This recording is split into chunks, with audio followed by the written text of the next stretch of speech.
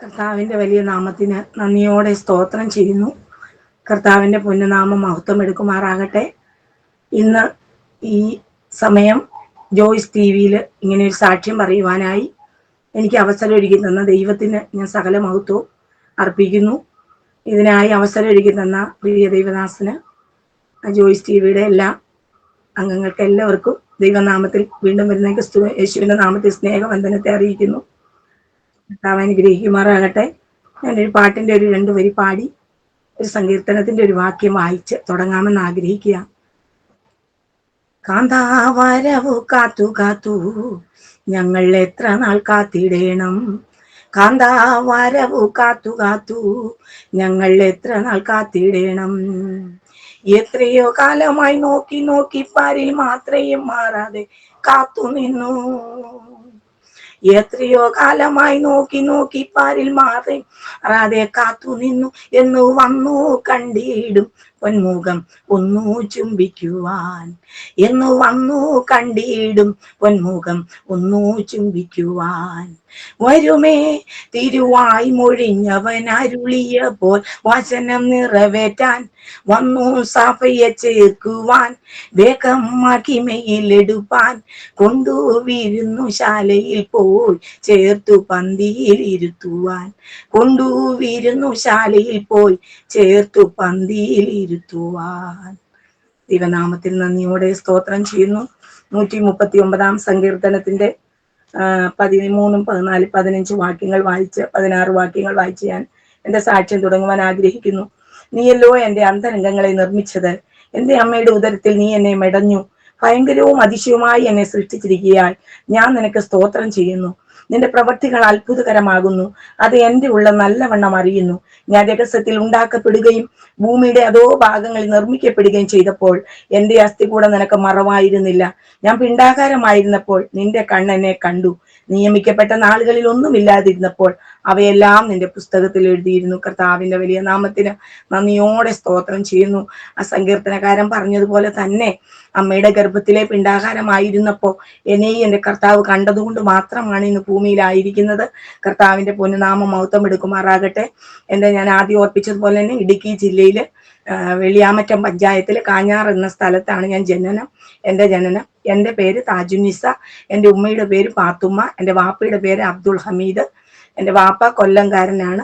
ഉമ്മയുടെ വീട്ടിലായിരുന്നു ഞങ്ങൾ താമസം. ഞങ്ങളുടെ വീട് ഒരു കൂട്ടുകുടുംബമായിരുന്നു. ഉമ്മയുടെ വീട്. വാപ്പ നേരത്തെ വന്ന് ഉമ്മയെ ഇവിടെ വന്ന് വിവാഹം ചെയ്തതാണ്. ഞങ്ങൾ 3 മക്കളുണ്ട്. അതിൽ മൂത്തതാണ് ഞാൻ. എൻ്റെ ഇളയത്, തൊട്ടിളയത് ആങ്ങള, അതിൻ്റെ ഇളയത് അനിയത്തി. അവർ 2 പേരും വിവാഹിതരാണ്. അവരാരും എൻ്റെ വീട്ടിലെ വിശ്വാസത്തിൽ ആരും ഇന്നുവരെയും വന്നിട്ടില്ല. എന്നേക്കാൾ ശ്രേഷ്ഠരും എന്നേക്കാൾ യോഗ്യരും എല്ലാം എൻ്റെ ഭവനത്തിലും എൻ്റെ അയൽവക്കത്തും എല്ലാം എൻ്റെ ദേശത്തൊക്കെ ഉള്ളപ്പോൾ എൻ്റെ കർത്താവ് യാതൊരു യോഗ്യതയും ഇല്ലാതിരുന്ന എന്നെ കർത്താവ് തിരഞ്ഞെടുത്തു. അതിന് ഞാൻ എൻ്റെ ദൈവത്തിന് എത്ര കോടി നന്ദി പറഞ്ഞാലും മതി വരത്തില്ല. ദൈവത്തിന് നന്ദിയോടെ സ്തോത്രം ചെയ്യുന്നു. ഞാൻ കാഞ്ഞാറിൻ്റെ ദേശത്ത് ഞങ്ങൾ ആയിരിക്കുമ്പോൾ എൻ്റെ 3 മക്കൾ, എൻ്റെ ഉമ്മയുടെ 3 മക്കളിൽ മൂത്തത് ഞാനായിരുന്നെന്ന് ഞാൻ പറഞ്ഞു. ഉമ്മയുടെ വീട്ടിൽ 5 മക്കളാണ് അവര്. എൻ്റെ ഉമ്മ അവിടുത്തെ മൂത്തതാണ്. അപ്പോൾ കൂട്ടുകുടുംബത്തിലാണ് ഞങ്ങൾ താമസമായിരുന്നത്. അപ്പോൾ അവിടെ ആയിരിക്കുമ്പോൾ കുഞ്ഞു പ്രായത്തിലെ തന്നെ ആയിരിക്കുന്ന സമയങ്ങളിൽ എന്തെന്നാ പറയുക, എൻ്റെ ഉമ്മ മൂത്തത്, അതിൻ്റെ ഇളയത് ആങ്ങള, അതിൻ്റെ ഇളയത് അനിയത്തി, അങ്ങനെ ആ 3 പെണ്ണും 2 ആണുമാണ് അവരായിരിക്കുന്നത്. ഞാനും അവിടെ ഉമ്മയായി ഞങ്ങൾക്ക് ജീവിച്ചു വരുമ്പോൾ എൻ്റെ വാപ്പ ഞാനുണ്ടായി ഏതാണ്ട് ഒരു കുറച്ച് കാലം കഴിഞ്ഞ് എൻ്റെ ആങ്ങള ഉണ്ടായി, എൻ്റെ സഹോദരനുണ്ടായി കുറച്ച് കഴിഞ്ഞപ്പോൾ ഞങ്ങളെ ഉപേക്ഷിച്ച് എൻ്റെ വാപ്പ പോകുവാനിടയായി തീർന്നു. അപ്പോൾ കുഞ്ഞു കാലം തന്നെ വളരെ കഷ്ടത്തിൽ ആണ് ഞാൻ വളർന്നു വരുവാനിടയായി തീർന്നത്. അപ്പോൾ കുഞ്ഞു പ്രായത്തിലെ എനിക്ക് സ്വർഗത്തിൽ പോകണമെന്നുള്ള ആഗ്രഹമുള്ള ഒരു വ്യക്തിയായിരുന്നു. കാരണം എനിക്കറിയാം എല്ലാം കാണുന്ന ഒരു ദൈവമുണ്ട് എന്നെ എപ്പോഴും എൻ്റെ ചിന്ത അങ്ങനെ ഉണ്ടായിരുന്നു. എല്ലാം കാണുന്ന ഒരു ദൈവമുണ്ട് എന്ന്. അതിൻ്റെ കൂടെ എൻ്റെ ഉമ്മാടെ ഉമ്മ എന്നോട് പറഞ്ഞു തന്നു, മോളെ, സ്വർഗമുണ്ട്, നരകമുണ്ട്. നരകത്തിൽ അട്ടയും പുഴുവും തേളും ഒക്കെ ഉണ്ട്. ഒരു ചണകലെ സൂര്യൻ ഉദിപ്പിക്കും, അതിനകത്ത് നമ്മളെ കയറ്റി നിർത്തും. പിന്നെ തലമുടി 7 കീറും, അത് പാലം കെട്ടും. നല്ല പ്രവൃത്തി ചെയ്താലേ അപ്പൊ ആ പാലത്തിലൂടെ നമുക്ക് അക്കരെ കിടന്ന് സ്വർഗത്തിലെത്തുവാൻ കഴിയും. ഇല്ല എങ്കിൽ നമ്മൾ നരകത്തിലേക്ക് പോകും. അപ്പോൾ കുഞ്ഞു പ്രായത്തിലെ ഈ ശബ്ദം കേട്ടത് കൊണ്ട് എനിക്ക് കുഞ്ഞു കാലം തൊട്ട് മറ്റൊന്നിനോടും താല്പര്യമില്ല. എനിക്ക് എപ്പോഴും സ്വർഗത്തിൽ പോകണം എന്നുള്ള വളരെ ഉണ്ടായിരുന്ന ഒരു വ്യക്തിയായിരുന്നു ഞാൻ. അപ്പോൾ കുഞ്ഞു പ്രായത്തിലേ ഞാൻ നോമ്പ് പിടിക്കാൻ തുടങ്ങി. നോമ്പൊക്കെ പിടിക്കുമായിരുന്നു.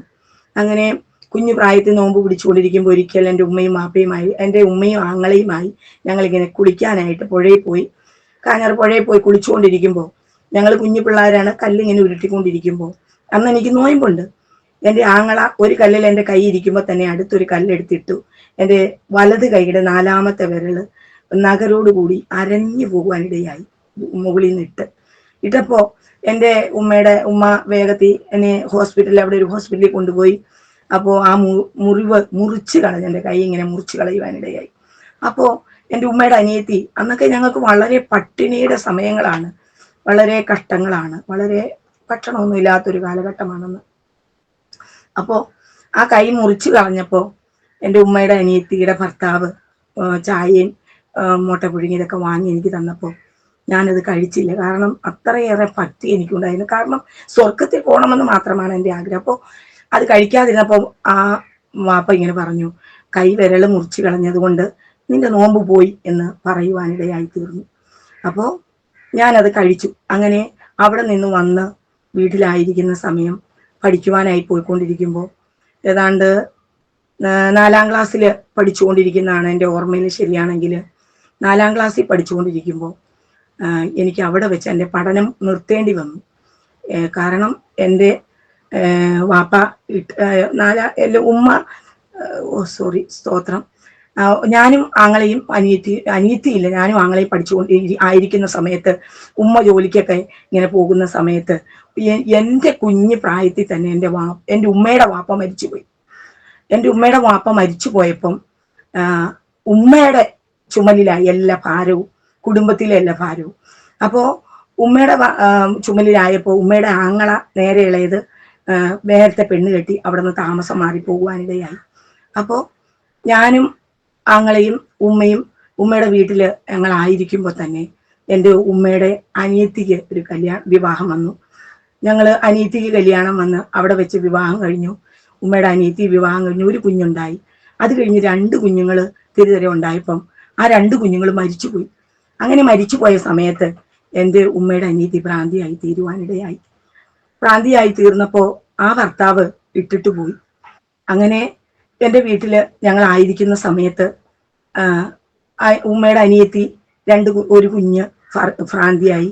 ഉമ്മ, വെല്ലുമ്മ, എൻ്റെ ഉമ്മയുടെ ഏറ്റവും ഇളയ അനിയത്തി, അതിനിടയ്ക്ക് 3-മതൊരാങ്ങള ഉണ്ട്, 4-മത്തത് ഒരാങ്ങളയാണ്. അത് തിരുവനന്തപുരത്ത് മതപഠനം പഠിക്കാനായിട്ട് പോയി.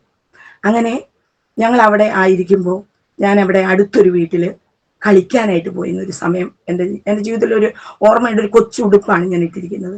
കടന്നുപോയ എൻ്റെ കൂട്ടുകാരികളുടെ അടുത്ത് കളിക്കാനായി ഞാൻ കടന്നു പോകുമ്പോൾ അവിടുത്തെ 2 കൂട്ടുകാരികൾ കടയ്ക്ക് പോകുന്നൊരു സമയമായിരുന്നു. അപ്പോൾ അവരുടെ ആങ്ങളെ വിളിച്ചു പറഞ്ഞു, ആദ്യത്തെ ഒരു അപകടത്തിന്റെ അനുഭവമാണ് എൻ്റെ ജീവിതത്തിൽ വരുന്നത് കുഞ്ഞു പ്രായത്തിൽ. അപ്പോൾ ആ ആങ്ങളെ വിളിച്ചു പറഞ്ഞു, അവരുടെ ഉമ്മയും അപ്പയൊന്നും അവിടെ ഇല്ല, താജുനിസാന്ന് പേരായതുകൊണ്ട് താജി എന്ന് തന്നെ വിളിക്കും, താജീനെ വിട്ട് ആ കോഴീനെ ഒന്ന് ഓടിക്കാൻ പറയാൻ പറഞ്ഞു. ഞാൻ കയറിപ്പോയപ്പോൾ ഈ വ്യക്തി, എൻ്റെ കൂട്ടുകാരി, എൻ്റെ 2 പേരിൽ മൂത്തയാൾ എൻ്റെ മൂത്തതാണ് കൂട്ടുകാരി, അതിൻ്റെ മൂത്തതാണ് സഹോദരൻ. ആ ആളെന്നെ കോരിയെടുത്ത് ആ റൂമിനകത്ത് വീട്ടിലോട്ട് കൊണ്ടുപോകാനിടയിൽ അല്പം പുള്ളി അങ്ങ് മാറിയപ്പോൾ ആദ്യ ശബ്ദം, ഞാൻ ദൈവശബ്ദം കേൾക്കുന്ന അവിടെ വെച്ചാണ്. എന്നോട് ആരോ പറയുക, ഏറ്റോട്. കുഞ്ഞു പ്രായത്തിൽ ഒറ്റ ഉടുപ്പിട്ടിരിക്കുന്ന സമയം. അപ്പൊ ഞാൻ 4-ാം ക്ലാസ്സിൽ പഠിച്ചിട്ടില്ല കേട്ടോ, അതിനു മുൻപുള്ള കഥയാണ് ഞാൻ പറയുന്നത്, എനിക്ക് മറവിയുണ്ട് അതുകൊണ്ട്. അപ്പൊ കൊച്ചായിരുന്ന സമയത്ത് കളിക്കാൻ പോയപ്പോൾ അങ്ങനെ ഞാൻ ആ വീട്ടിൽ നിന്ന് ആദ്യം ഓടി ഇറങ്ങിപ്പോയി. ഞാൻ ആരോടും പറഞ്ഞില്ല, എൻ്റെ വീട്ടിലൊന്നും ആരോടും അത് എന്താണോന്ന് അറിയത്തില്ല, പറയാനൊന്നും തോന്നിയില്ല, പറഞ്ഞില്ല. അങ്ങനെയുള്ള കാലയളവ് ആയിരിക്കുന്ന സമയത്ത് ഞാനും ആങ്ങളെ അവിടെ ആയിരിക്കുമ്പോൾ വാപ്പ ഞങ്ങളുടെ ഇട്ടിട്ട് പോയെന്ന് ഞാൻ പറഞ്ഞല്ലോ. പോയപ്പോൾ എൻ്റെ വാപ്പ കുറച്ച് കഴിഞ്ഞപ്പോൾ തിരിച്ചു വന്നു, കുറേ നാൾ കഴിഞ്ഞ് തിരിച്ചു വന്നു. അപ്പോൾ ഞാൻ 5-ാം ക്ലാസ്സിൽ പഠിച്ചുകൊണ്ടിരിക്കുക.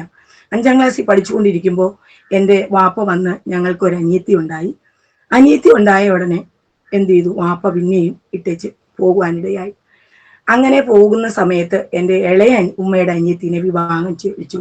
മലബാറിൽ നിന്നൊരു വ്യക്തി വന്നു, ആ വ്യക്തിക്ക് വിവാഹം കഴിച്ചു കൊടുത്തു. ആ വ്യക്തിയും ഒരു മോനായപ്പോൾ ഇട്ടിട്ട് പോയി.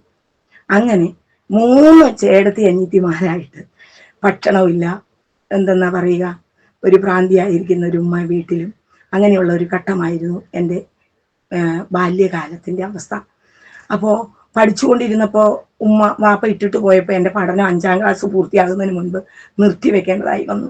അങ്ങനെ എൻ്റെ അനിയത്തിയെ നോക്കി ഞാനിരിക്കുകയും എൻ്റെ ഉമ്മ പണിക്ക് പോവുകയും, അങ്ങനെ ഉമ്മ പണിക്ക് പോയിക്കൊണ്ടിരിക്കുന്ന സമയങ്ങളിൽ ഏതാണ്ട് ഒരു 10-13 വയസ്സൊക്കെ എനിക്കായപ്പോൾ എൻ്റെ ഉമ്മ തളർന്നു പോകുവാനിടയായി. ഒരു വശം തളർന്ന് എൻ്റെ ഉമ്മ കിടപ്പിലായിപ്പോയി.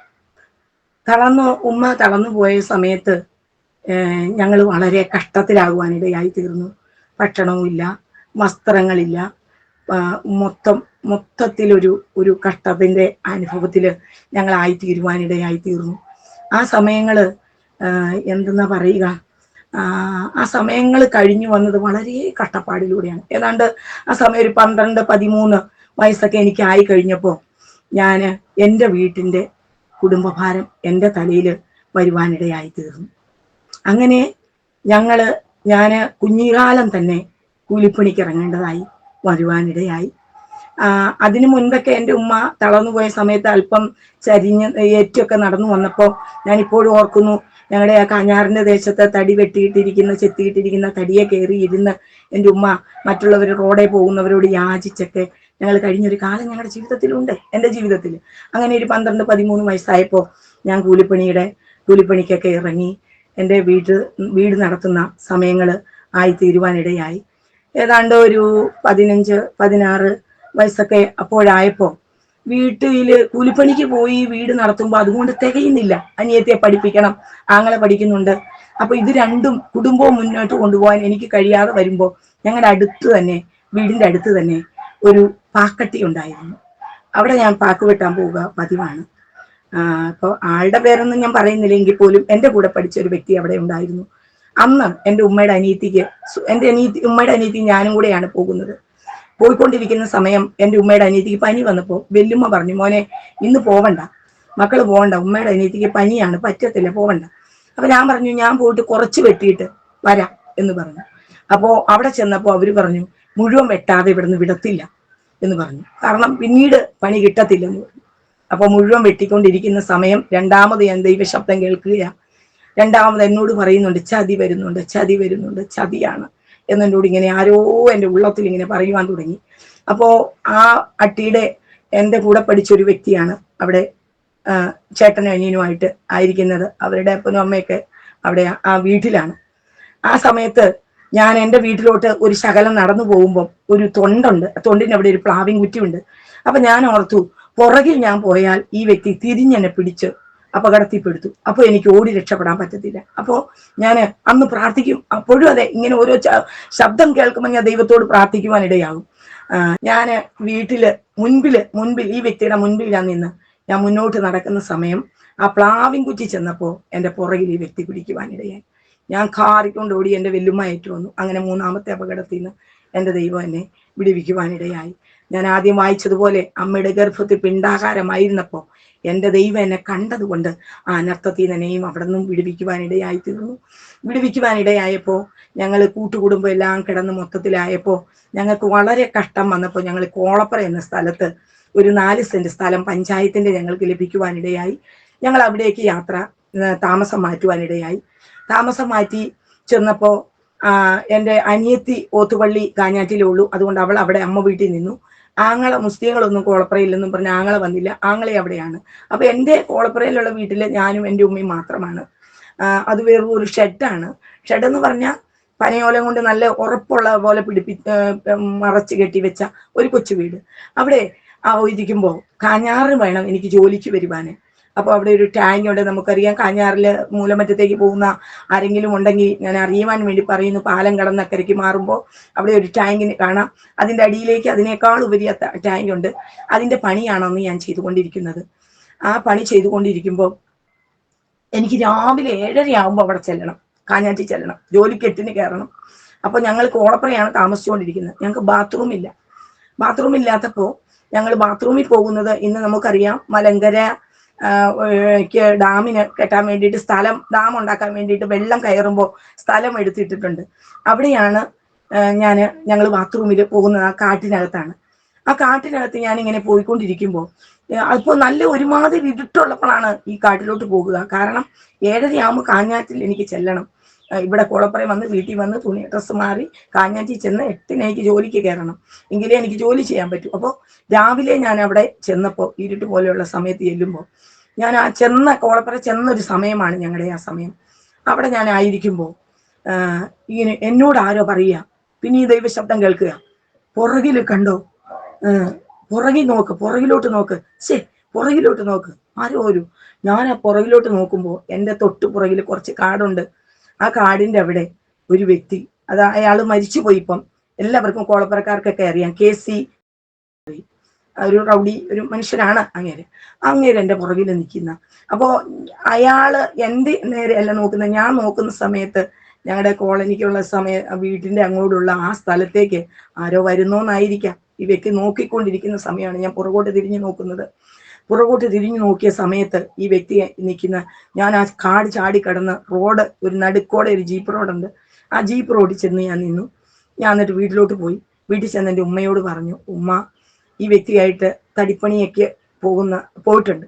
ഉമ്മ പോയി വളരെ വഴക്കുണ്ടാക്കി. അയാളോട് വഴക്കുണ്ടാക്കിയപ്പോൾ ആ വ്യക്തിക്ക് എന്നോട് വൈരാഗ്യമായി തീരുവാനിടയായി. വൈരാഗ്യമായി തീർന്ന് കുറച്ചു കാലം, അപ്പൊ ഞങ്ങൾ അങ്ങ് കുറെ സമയങ്ങളായി. അപ്പോൾ ഉമ്മ പറഞ്ഞു, മോനെ, കോളപ്പുര പാലത്തിന്റെ അടുത്ത് ഒരു അമ്പലമുണ്ടെന്ന്. ആ അമ്പലം ഇന്ന് അവിടെ ഒരു തോട്ടത്തിലോട്ടാക്കി വെച്ചിരിക്കുക. വെള്ളം കയറിയതുകൊണ്ട്, ഡാമിന്റെ വെള്ളം കയറിയതുകൊണ്ട്. അന്നത് അവിടെ ആറ്റുപുറം ആറിന്റെ അരികിന. അവിടെ ആയിട്ട് പോയിക്കോ മക്കളെ, ഇനിയിപ്പോ ഇങ്ങോട്ടേക്ക് പോകണ്ട. അവന് വൈരാഗ്യമായതുകൊണ്ട് ആ വ്യക്തി എന്ത് ചെയ്യും, മക്കളെ ഇനിയും പിടിക്കുമെന്ന് പറയുവാനിടയിൽ. അപ്പൊ ഞാൻ പോയിക്കൊണ്ടിരിക്കുമ്പോൾ ഒരു ദിവസം ഞാൻ ഇങ്ങനെ രാവിലെ പോയിക്കൊണ്ടിരിക്കുമ്പോൾ എനിക്ക് ബ്രാൻഡിയുടെയും മണം ഇങ്ങനെ ദൂരെ നിന്ന് വരാൻ തുടങ്ങി. അപ്പൊ എന്നോട് പറയുക ആരോ, പിന്നെയും കേൾക്കുക, ഇരിക്കരുത്, ചതിയുണ്ട് എന്ന് പറയുന്ന ഒരു ശബ്ദം ഞാൻ കേൾക്കുവാനിടയായി തീർന്നു. അന്നേരം ഞാൻ അതിനകത്തോടെ, ആ കാട്ടിനകത്തോടെ കയറി ഇറങ്ങി നോക്കിയപ്പോൾ ഈ വ്യക്തി തന്നെ വെള്ളമുണ്ട്, ഷർട്ടും തിരിച്ച് ബാത്റൂമിലൊന്നും പോവുകയല്ല, വെറുതെ ഇരിക്കുക കാട്ടിനകത്ത്. അന്ന് ആ വ്യക്തിയോട് ഞാൻ കുറച്ച് കാര്യങ്ങൾ പറഞ്ഞു. എൻ്റെ ശവത്തിലല്ലാതെ ഇയാൾക്ക് തൊടാൻ പറ്റത്തില്ല എന്ന് പറഞ്ഞ് ഇറങ്ങി വന്ന് അവിടെ നിന്ന് ചാടി ഓടി ഇറങ്ങി വീട്ടിൽ വന്ന് ഉമ്മയോട് പറഞ്ഞു. ഉമ്മ ആകെ സങ്കടത്തിലായി തീരുവാനിടയായി. എന്ത് ചെയ്യാൻ പറ്റും? അപ്പോൾ ഇപ്പോൾ എൻ്റെ ഹസ്ബൻഡ് ആയിരിക്കുന്ന ആള് പാസ്റ്ററാണ്. ആ വ്യക്തി അടുത്ത് തന്നെയാണ്, ഞങ്ങളുടെ അയൽവക്കത്ത് തന്നെയാണ് താമസിക്കുന്നത്. ആ വ്യക്തി എൻ്റെ ഉമ്മയുടെ കൂടെ മുറുക്കാനായി ഞങ്ങളുടെ വീട്ടിൽ വരും. എനിക്ക് ഈ വ്യക്തിയെ ഭയങ്കര ഭയമാണ്. കാരണം രായും പകലും എപ്പോഴും കഞ്ചാവിന് അടിമയാണ് ഈ വ്യക്തി. ജോസഫ് എന്നാണ് പേര്. അപ്പോൾ ആ വ്യക്തിയോട് എൻ്റെ ഉമ്മ പറഞ്ഞു, മക്കളെ, ഞങ്ങൾ കാണും തൂണും ഇല്ലാത്തത് കൊണ്ടല്ലേ ഈ വ്യക്തി എൻ്റെ മോളെ രണ്ടാമതും ഇപ്പൊ പിടിക്കാൻ തുടങ്ങി, എന്ത് ചെയ്യാൻ പറ്റും എന്ന് സങ്കടം പറഞ്ഞപ്പോൾ ഈ വ്യക്തി സിറ്റിയിൽ ചെന്ന് ഈ വ്യക്തിയെ ചീത്ത വിളിച്ച് ആരും ഇല്ലെന്നൊന്നും ഓർക്കണ്ട എന്ന് പറഞ്ഞ് ചീത്ത വിളിച്ചപ്പോൾ പിന്നീട് ആ വ്യക്തിയിൽ നിന്ന് എനിക്ക് അങ്ങനെ ഒരു ഘട്ടം വന്നിട്ടില്ല. അങ്ങനെ അവിടെ താമസിക്കുമ്പോഴാണ് എനിക്കൊരു വിവാഹ ആലോചന വരികയാണ്. എൻ്റെ വാപ്പയാണ് വിവാഹം കൊണ്ടുവരുന്നത്. കാരണം വാപ്പയെ വിവാഹം കൊണ്ടുവരാൻ കാരണമുണ്ട്. വാപ്പയുടെ വീട്ടിൽ നിന്ന് അല്പം സാമ്പത്തികം ലഭിക്കുവാനുണ്ട്. അത് സ്വന്തം പോക്കറ്റിൽ ഇടാൻ വേണ്ടി ആണ് വാപ്പ കൊണ്ടുവരുന്നത്. അപ്പോൾ ഈ വിവാഹം കൊണ്ടുവരുന്നതിന് കുറച്ച് കാലം മുമ്പ് ഞങ്ങളെ കൊല്ലത്ത് കുറച്ച് നാൾ പോയി താമസിക്കുവാൻ ഞങ്ങൾ ഇടയായി. കാരണം അന്ന് ഞങ്ങളുടെ വാപ്പയുടെ ചേട്ടൻ മൂത്താപ്പ ഒരിക്കൽ കാഞ്ഞാറ്റിലായിരിക്കുമ്പോൾ വന്നിട്ട് പറഞ്ഞു, അനിയൻ പറഞ്ഞു ഇവളുടെ വിവാഹമാണെന്ന്, അവിടെ നിന്ന് വീട്ടിൽ നിന്ന് കിട്ടാനുള്ള സാമ്പത്തികം തരാൻ പറഞ്ഞു, ശരിയാണോ എന്ന് ചോദിച്ചു. അപ്പൊ ഉമ്മ പറഞ്ഞു, എൻ്റെ പൊന്നെ, ഇല്ല, എൻ്റെ മോൾക്ക് അതിന് പ്രായമായി വരുന്നേ ഉള്ളൂ, അവളെ അങ്ങനെ കെട്ടിക്കാനായിട്ട് ഞങ്ങൾ ചോദിച്ചിട്ടില്ല. അപ്പൊ പറഞ്ഞു, അന്ന് ഞങ്ങളെ മൂത്താപ്പ വീട്ടിൽ അങ്ങ് കൊണ്ടുപോയി, കൊല്ലത്തിന് കൊണ്ടുപോയിട്ട് കുറച്ച് നാൾ ഞങ്ങളുടെ വാപ്പ ഞങ്ങൾക്ക് ഭക്ഷണമൊക്കെ തന്നു. ഞങ്ങളുടെ രണ്ടാനുമ്മ, അവിടെ വാപ്പ രണ്ടാമതൊരു പെണ്ണ് കെട്ടിയിട്ടുണ്ട് ഞങ്ങളുടെ ഉമ്മേനെ ഉപേക്ഷിച്ച് പോയ സമയത്ത്. അപ്പോൾ അവിടെ 2 മക്കളുണ്ട് വാപ്പയ്ക്ക്. അപ്പൊ അവര് ഞങ്ങളുടെ വാപ്പയെ ഞങ്ങളുടെ കൂടെ കിടക്കാൻ വിടത്തില്ല ഒരു ദിവസം പോലും. ഈ ഘട്ടത്തിൽ അവിടെ താമസിച്ചപ്പോൾ ഞങ്ങൾക്ക് ചെലവിനൊന്നും തരാതെ വന്നപ്പോൾ ഞങ്ങൾ പിന്നീട് എൻ്റെ ഉമ്മ പറഞ്ഞു, കടലിൽ വീണ് മരിക്കാൻ പോവുക എന്ന് പറഞ്ഞു. അപ്പൊ ഞാനൊരു ശകലം സമയം എൻ്റെ ഉമ്മയുടെ വീട്ടിൽ വന്നിരിക്കുന്ന സമയമാണ്. അവിടെ ഭയങ്കര ഉമ്മേനെ അടിക്കുകയൊക്കെ ചെയ്തു വാപ്പ. അപ്പൊ ഉമ്മ പറഞ്ഞു, കടലിൽ വീണ് മരിക്കാൻ പോവുക എന്ന് പറഞ്ഞപ്പോൾ എൻ്റെ മാമാമാർ 2 പേരുമായി ഞാനും കടന്നുപോയി എൻ്റെ ഉമ്മയും സഹോദരങ്ങളെ ഇങ്ങോട്ട് കൊണ്ടുവന്ന് ഞാൻ എൻ്റെ വാപ്പയോട് പറഞ്ഞു, ഞാൻ ജീവിച്ചിരിക്കുന്നുണ്ടെങ്കിൽ എൻ്റെ ഉമ്മയും സഹോദരങ്ങളെയും ഞാൻ നോക്കും എന്ന് പറഞ്ഞ് വാപ്പയോട് പോകുവാണെന്ന് പോലും പറയാതെയാണ് വന്നത്. അപ്പൊ ആ വന്നിരിക്കുന്ന കൊണ്ട് ഞങ്ങൾ അന്ന് പിന്നീടുള്ള താമസമാണ് കോളപ്പുറം ഞങ്ങൾ താമസിച്ചുകൊണ്ടിരിക്കുക. അപ്പോൾ അവിടെ വെച്ച് വാപ്പ വിവാഹം കൊണ്ടുവന്നു കഴിഞ്ഞപ്പോൾ എൻ്റെ വാപ്പ പറഞ്ഞു, ഈ വ്യക്തിയെ ഇനി ഞാൻ പോയി കഴിഞ്ഞ് തിരിച്ചു വന്നാൽ ഈ വ്യക്തിയെ ഇവിടെ കയറ്റരുത് എന്ന് പറഞ്ഞു. ഇങ്ങനെ വാപ്പ ഇയാളുമായിട്ട് പോയി. കുറച്ചു കഴിഞ്ഞപ്പോൾ ഇയാൾ തന്നെ എൻ്റെ വീട്ടിൽ വന്ന് ഷാഫി എന്നായിരുന്നു ആ വ്യക്തിയുടെ പേര്. ആ വ്യക്തി പറഞ്ഞു, എനിക്ക് ഇവിടുത്തെ മോളെ മതി, അവിടുത്തെ മോളെ വിവാഹം ചെയ്ത് കൊടുക്കാമെന്ന് വാപ്പ പറഞ്ഞു. അതുകൊണ്ട് ഞാൻ വാപ്പേനെ പറയാതെ ഇങ്ങോട്ട് പോകുന്നതാണെന്ന് പറഞ്ഞു. എൻ്റെ ഉമ്മ അത് വിശ്വസിച്ചു. അങ്ങനെ എൻ്റെ വീട്ടിൽ അന്ന് ആ വ്യക്തി അന്ന് തൊട്ട് എൻ്റെ വീട്ടിൽ നിൽക്കാനിടയായി. ഞാൻ എൻ്റെ അമ്മ വീട്ടിൽ പോയി നിന്നു. അവിടെ നിന്ന് പണിത് ആഴ്ചയിൽ ഭക്ഷണങ്ങളെ കൊള്ളയെല്ലാം ഒരുക്കി ഇങ്ങോട്ട് കൊടുത്തു വിടും. ഞാൻ എൻ്റെ അമ്മ വീട്ടിലും ഈ വ്യക്തി ഇവിടെ ആയിരിക്കുന്നു. ഈ സമയങ്ങളിൽ എന്നോട് ദൈവം ഇടപെട്ടുവാൻ തുടങ്ങി. ഇത് ചതിയാണ്, ഈ വിവാഹം ചതിയാണ് എന്ന് പറയുവാനിടയായി. അപ്പൊ ഞാൻ എൻ്റെ മാമാമാരോട് പറഞ്ഞു, തിരുവനന്തപുരംകാരനാണെന്നാണ് ഈ വ്യക്തിയെ കുറിച്ച് പറഞ്ഞത്. ഞാൻ പറഞ്ഞു, ചെന്ന് അന്വേഷിച്ചിട്ട് മതി, എൻ്റെ ഉമ്മയുടെ അവസ്ഥ എനിക്ക് വരരുത്, അതുകൊണ്ട് ചെന്ന് അന്വേഷിച്ചിട്ട് മതി വിവാഹം എന്ന് പറയുവാനിടയായി. അങ്ങനെ എൻ്റെ മാമാമാർ ഈ വ്യക്തിയെ കൊണ്ട് തിരുവനന്തപുരത്ത് ചെന്ന് എൻ്റെ മാമ അവിടെ പഠിക്കുകയാണെന്ന്, അറബി കോളേജിൽ ഓത്തുപള്ളിയിൽ മതപഠനം പഠിച്ചുകൊണ്ടിരിക്കുന്നത് കൊണ്ട് വ്യക്തിക്ക് അവിടെ അറിയാം. അപ്പോ മാമ അവിടെ ചെന്നപ്പോ ഒരു വെല്ലുമ്മ വന്നിട്ട് ചോദിച്ചു, ഉസ്താദെ എന്താണ് ഇവിടെ എന്ന് ചോദിച്ചു. അപ്പോ മാമ പറഞ്ഞു, എൻ്റെ പെങ്ങടെ മോൾക്കൊരു വിവാഹം, ഇതാണ് ചെറുക്കൻ എന്ന് പറഞ്ഞപ്പോ ആ വെല്ലുമ്മ പറഞ്ഞു, അയ്യോ ഇതെന്റെ ചേട്ടത്തിയുടെ മോനാണ്, ഇവനൊരു കുഞ്ഞുണ്ടെന്ന് പറയുവാനിടയായി. അങ്ങനെ ആ ചതിയിൽ നിന്ന് കർത്താവിന്റെ കൃപയാൽ ഞാൻ വിടുവിക്കപ്പെടുവാനിടയായി. എൻ്റെ മാമാമാര് തിരികെ വന്നു. ഈ ഇരിക്കുന്ന ഘട്ടത്തിലാണ് ഇന്ന് എൻ്റെ ഹസ്ബൻഡ് ആയിരിക്കുന്ന ജോസഫ് എന്ന് പറഞ്ഞ ആ വ്യക്തി എനിക്ക് വിവാഹം എൻ്റെ വീട്ടിൽ ആലോചിക്കുവാൻ കാരണമുണ്ട്. എന്നെ വിവാഹം ചെയ്യുവാൻ വന്ന് നിന്ന വ്യക്തിയും ഈ വ്യക്തിയും കൂട്ടായിരുന്നു. അപ്പൊ ഇവര് ചൂണ്ടയിടാൻ പോകുമ്പോൾ വല്ലപ്പോഴും ഞാൻ എൻ്റെ വീട്ടിൽ പകല് വരും. വന്നിട്ട് അടുക്കള വഴി കയറിയിട്ട് ഈ വ്യക്തിയോട് മിണ്ടാതിരിക്കുന്ന ഒരു നല്ലൊരു സ്വഭാവം കർത്താവ് എനിക്ക് തന്നിരുന്നു. കാരണം ഞാൻ പുരുഷന്മാരെ ഇഷ്ടപ്പെട്ടിരുന്നില്ല. എൻ്റെ വാപ്പ ഇങ്ങനെ രണ്ടാമതൊക്കെ കെട്ടി എല്ലാം ഇങ്ങനെയുള്ള അനുഭവങ്ങൾ വന്നതുകൊണ്ട് മാത്രമല്ല, ഇതിനിടയിൽ എൻ്റെ ഉമ്മ എന്നും എന്നെ നോക്കിക്കൊണ്ട് ഇങ്ങനെ ഒരു കാര്യം പറയുമായിരുന്നു, ഒരു പാരമ്പര്യ കാര്യം പറയുമായിരുന്നു. എൻ്റെ ഉമ്മയുടെ മൂത്തതാണ് ഞാൻ, എൻ്റെ ഉമ്മയുടെ മൂത്തതാണ്, ആ ഉമ്മയുടെ മൂത്തത്, അങ്ങനെ ഒരു 3-4 തലമുറയോളം മൂത്തോര് അമ്മമാരാണ്, പെണ്ണുങ്ങളാണ്. അവർക്ക് ഭർത്താക്കന്മാർ വാഴത്തില്ല. അപ്പൊ എൻ്റെ ഉമ്മയ്ക്കും എൻ്റെ വാപ്പ ഇട്ടിട്ട് പോയി. എൻ്റെ ഉമ്മയുടെ വാപ്പ മരിച്ചുപോയി കുഞ്ഞിലെ. അതിൻ്റെ ഉമ്മ വിവാഹം കഴിഞ്ഞപ്പോൾ ഭ്രാന്തിയായി തീർന്നു. ഒരുമ്മ അത് വേറെ കെട്ടിക്കോളും. അങ്ങനെ കുറേ പാരമ്പര്യം, ഇങ്ങനെ മൂത്തത് മൊത്തം പെണ്ണുങ്ങളാണ്. അവർക്ക് ആർക്കും വിവാഹത്തിന് ഭർത്താക്കന്മാർ വാഴത്തില്ല.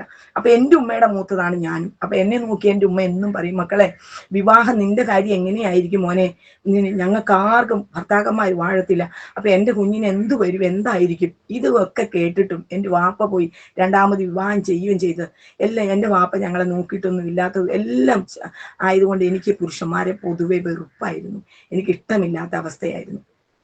ഈ ഘട്ടത്തിലാണ് എൻ്റെ ഈ വ്യക്തി, എന്നെ വിവാഹം ചെയ്യാനുള്ള വ്യക്തി വീട്ടിലുള്ളപ്പോൾ പകല് ഞാൻ വന്നു കഴിഞ്ഞാൽ ഈ വ്യക്തിയോട് മിണ്ടത്തില്ല. എൻ്റെ ഉമ്മ പറയും, ഇവിടെ നിൽക്കുക എന്ന് പറഞ്ഞാൽ ഞാൻ പറയും, ഇല്ല, എനിക്കൊരു ചീത്തപ്പേര് കേൾക്കാൻ പറ്റത്തില്ല. ഈ വ്യക്തി ഇവിടെ ഉള്ളപ്പോൾ നമ്മൾ എങ്ങനെയാണെന്നൊന്നും അറിയാം, നാട്ടുകാർ വല്ലതൊക്കെ പറയും, ഞാൻ അതുകൊണ്ട് പോകുക എന്ന് പറയും. അപ്പോൾ എൻ്റെ ഹസ്ബൻഡ് ആയിരിക്കുന്ന ജോസഫ് ഓർത്തുകൊണ്ടിരുന്നത് ഞാനും ഈ വ്യക്തിയായിട്ട് മിണ്ടുന്നൊക്കെ ഉണ്ടെന്നായിരുന്നു. പക്ഷേ എൻ്റെ വിവാഹം അടുത്ത് വന്നപ്പോൾ ആ വ്യക്തി എൻ്റെ ഹസ്ബൻഡിനോട് പറഞ്ഞു, ചേട്ടാ ഞങ്ങളുടെ മാമിയോടൊന്ന് പറയാമോ, ആ പെണ്ണുമായിട്ടൊന്ന് സംസാരിക്കാൻ ഒരു അവസരം ഉണ്ടാകണം, കാരണം ആ പെണ്ണിന് കോങ്കണ്ണുണ്ടോ വിക്കുണ്ടോ ഇതൊന്നും എനിക്കറിയത്തില്ല, ഒന്നും അപ്പോൾ എൻ്റെ ഈ ഹസ്ബൻഡ് ആയിരിക്കുന്ന വ്യക്തി ആ വ്യക്തിയോട് ചോദിച്ചു, അതെന്താ മിണ്ടിയിട്ടില്ലേ ഇതുവരെ എന്ന് പറഞ്ഞു. അപ്പോൾ എൻ്റെ ഹസ്ബൻഡ് ആയിരിക്കുന്ന വ്യക്തി അവരുടെ അപ്പൻ കുഞ്ഞിലെ മരിച്ചു പോയിട്ട് അമ്മ ഇട്ടിട്ട് പോയതാണ്.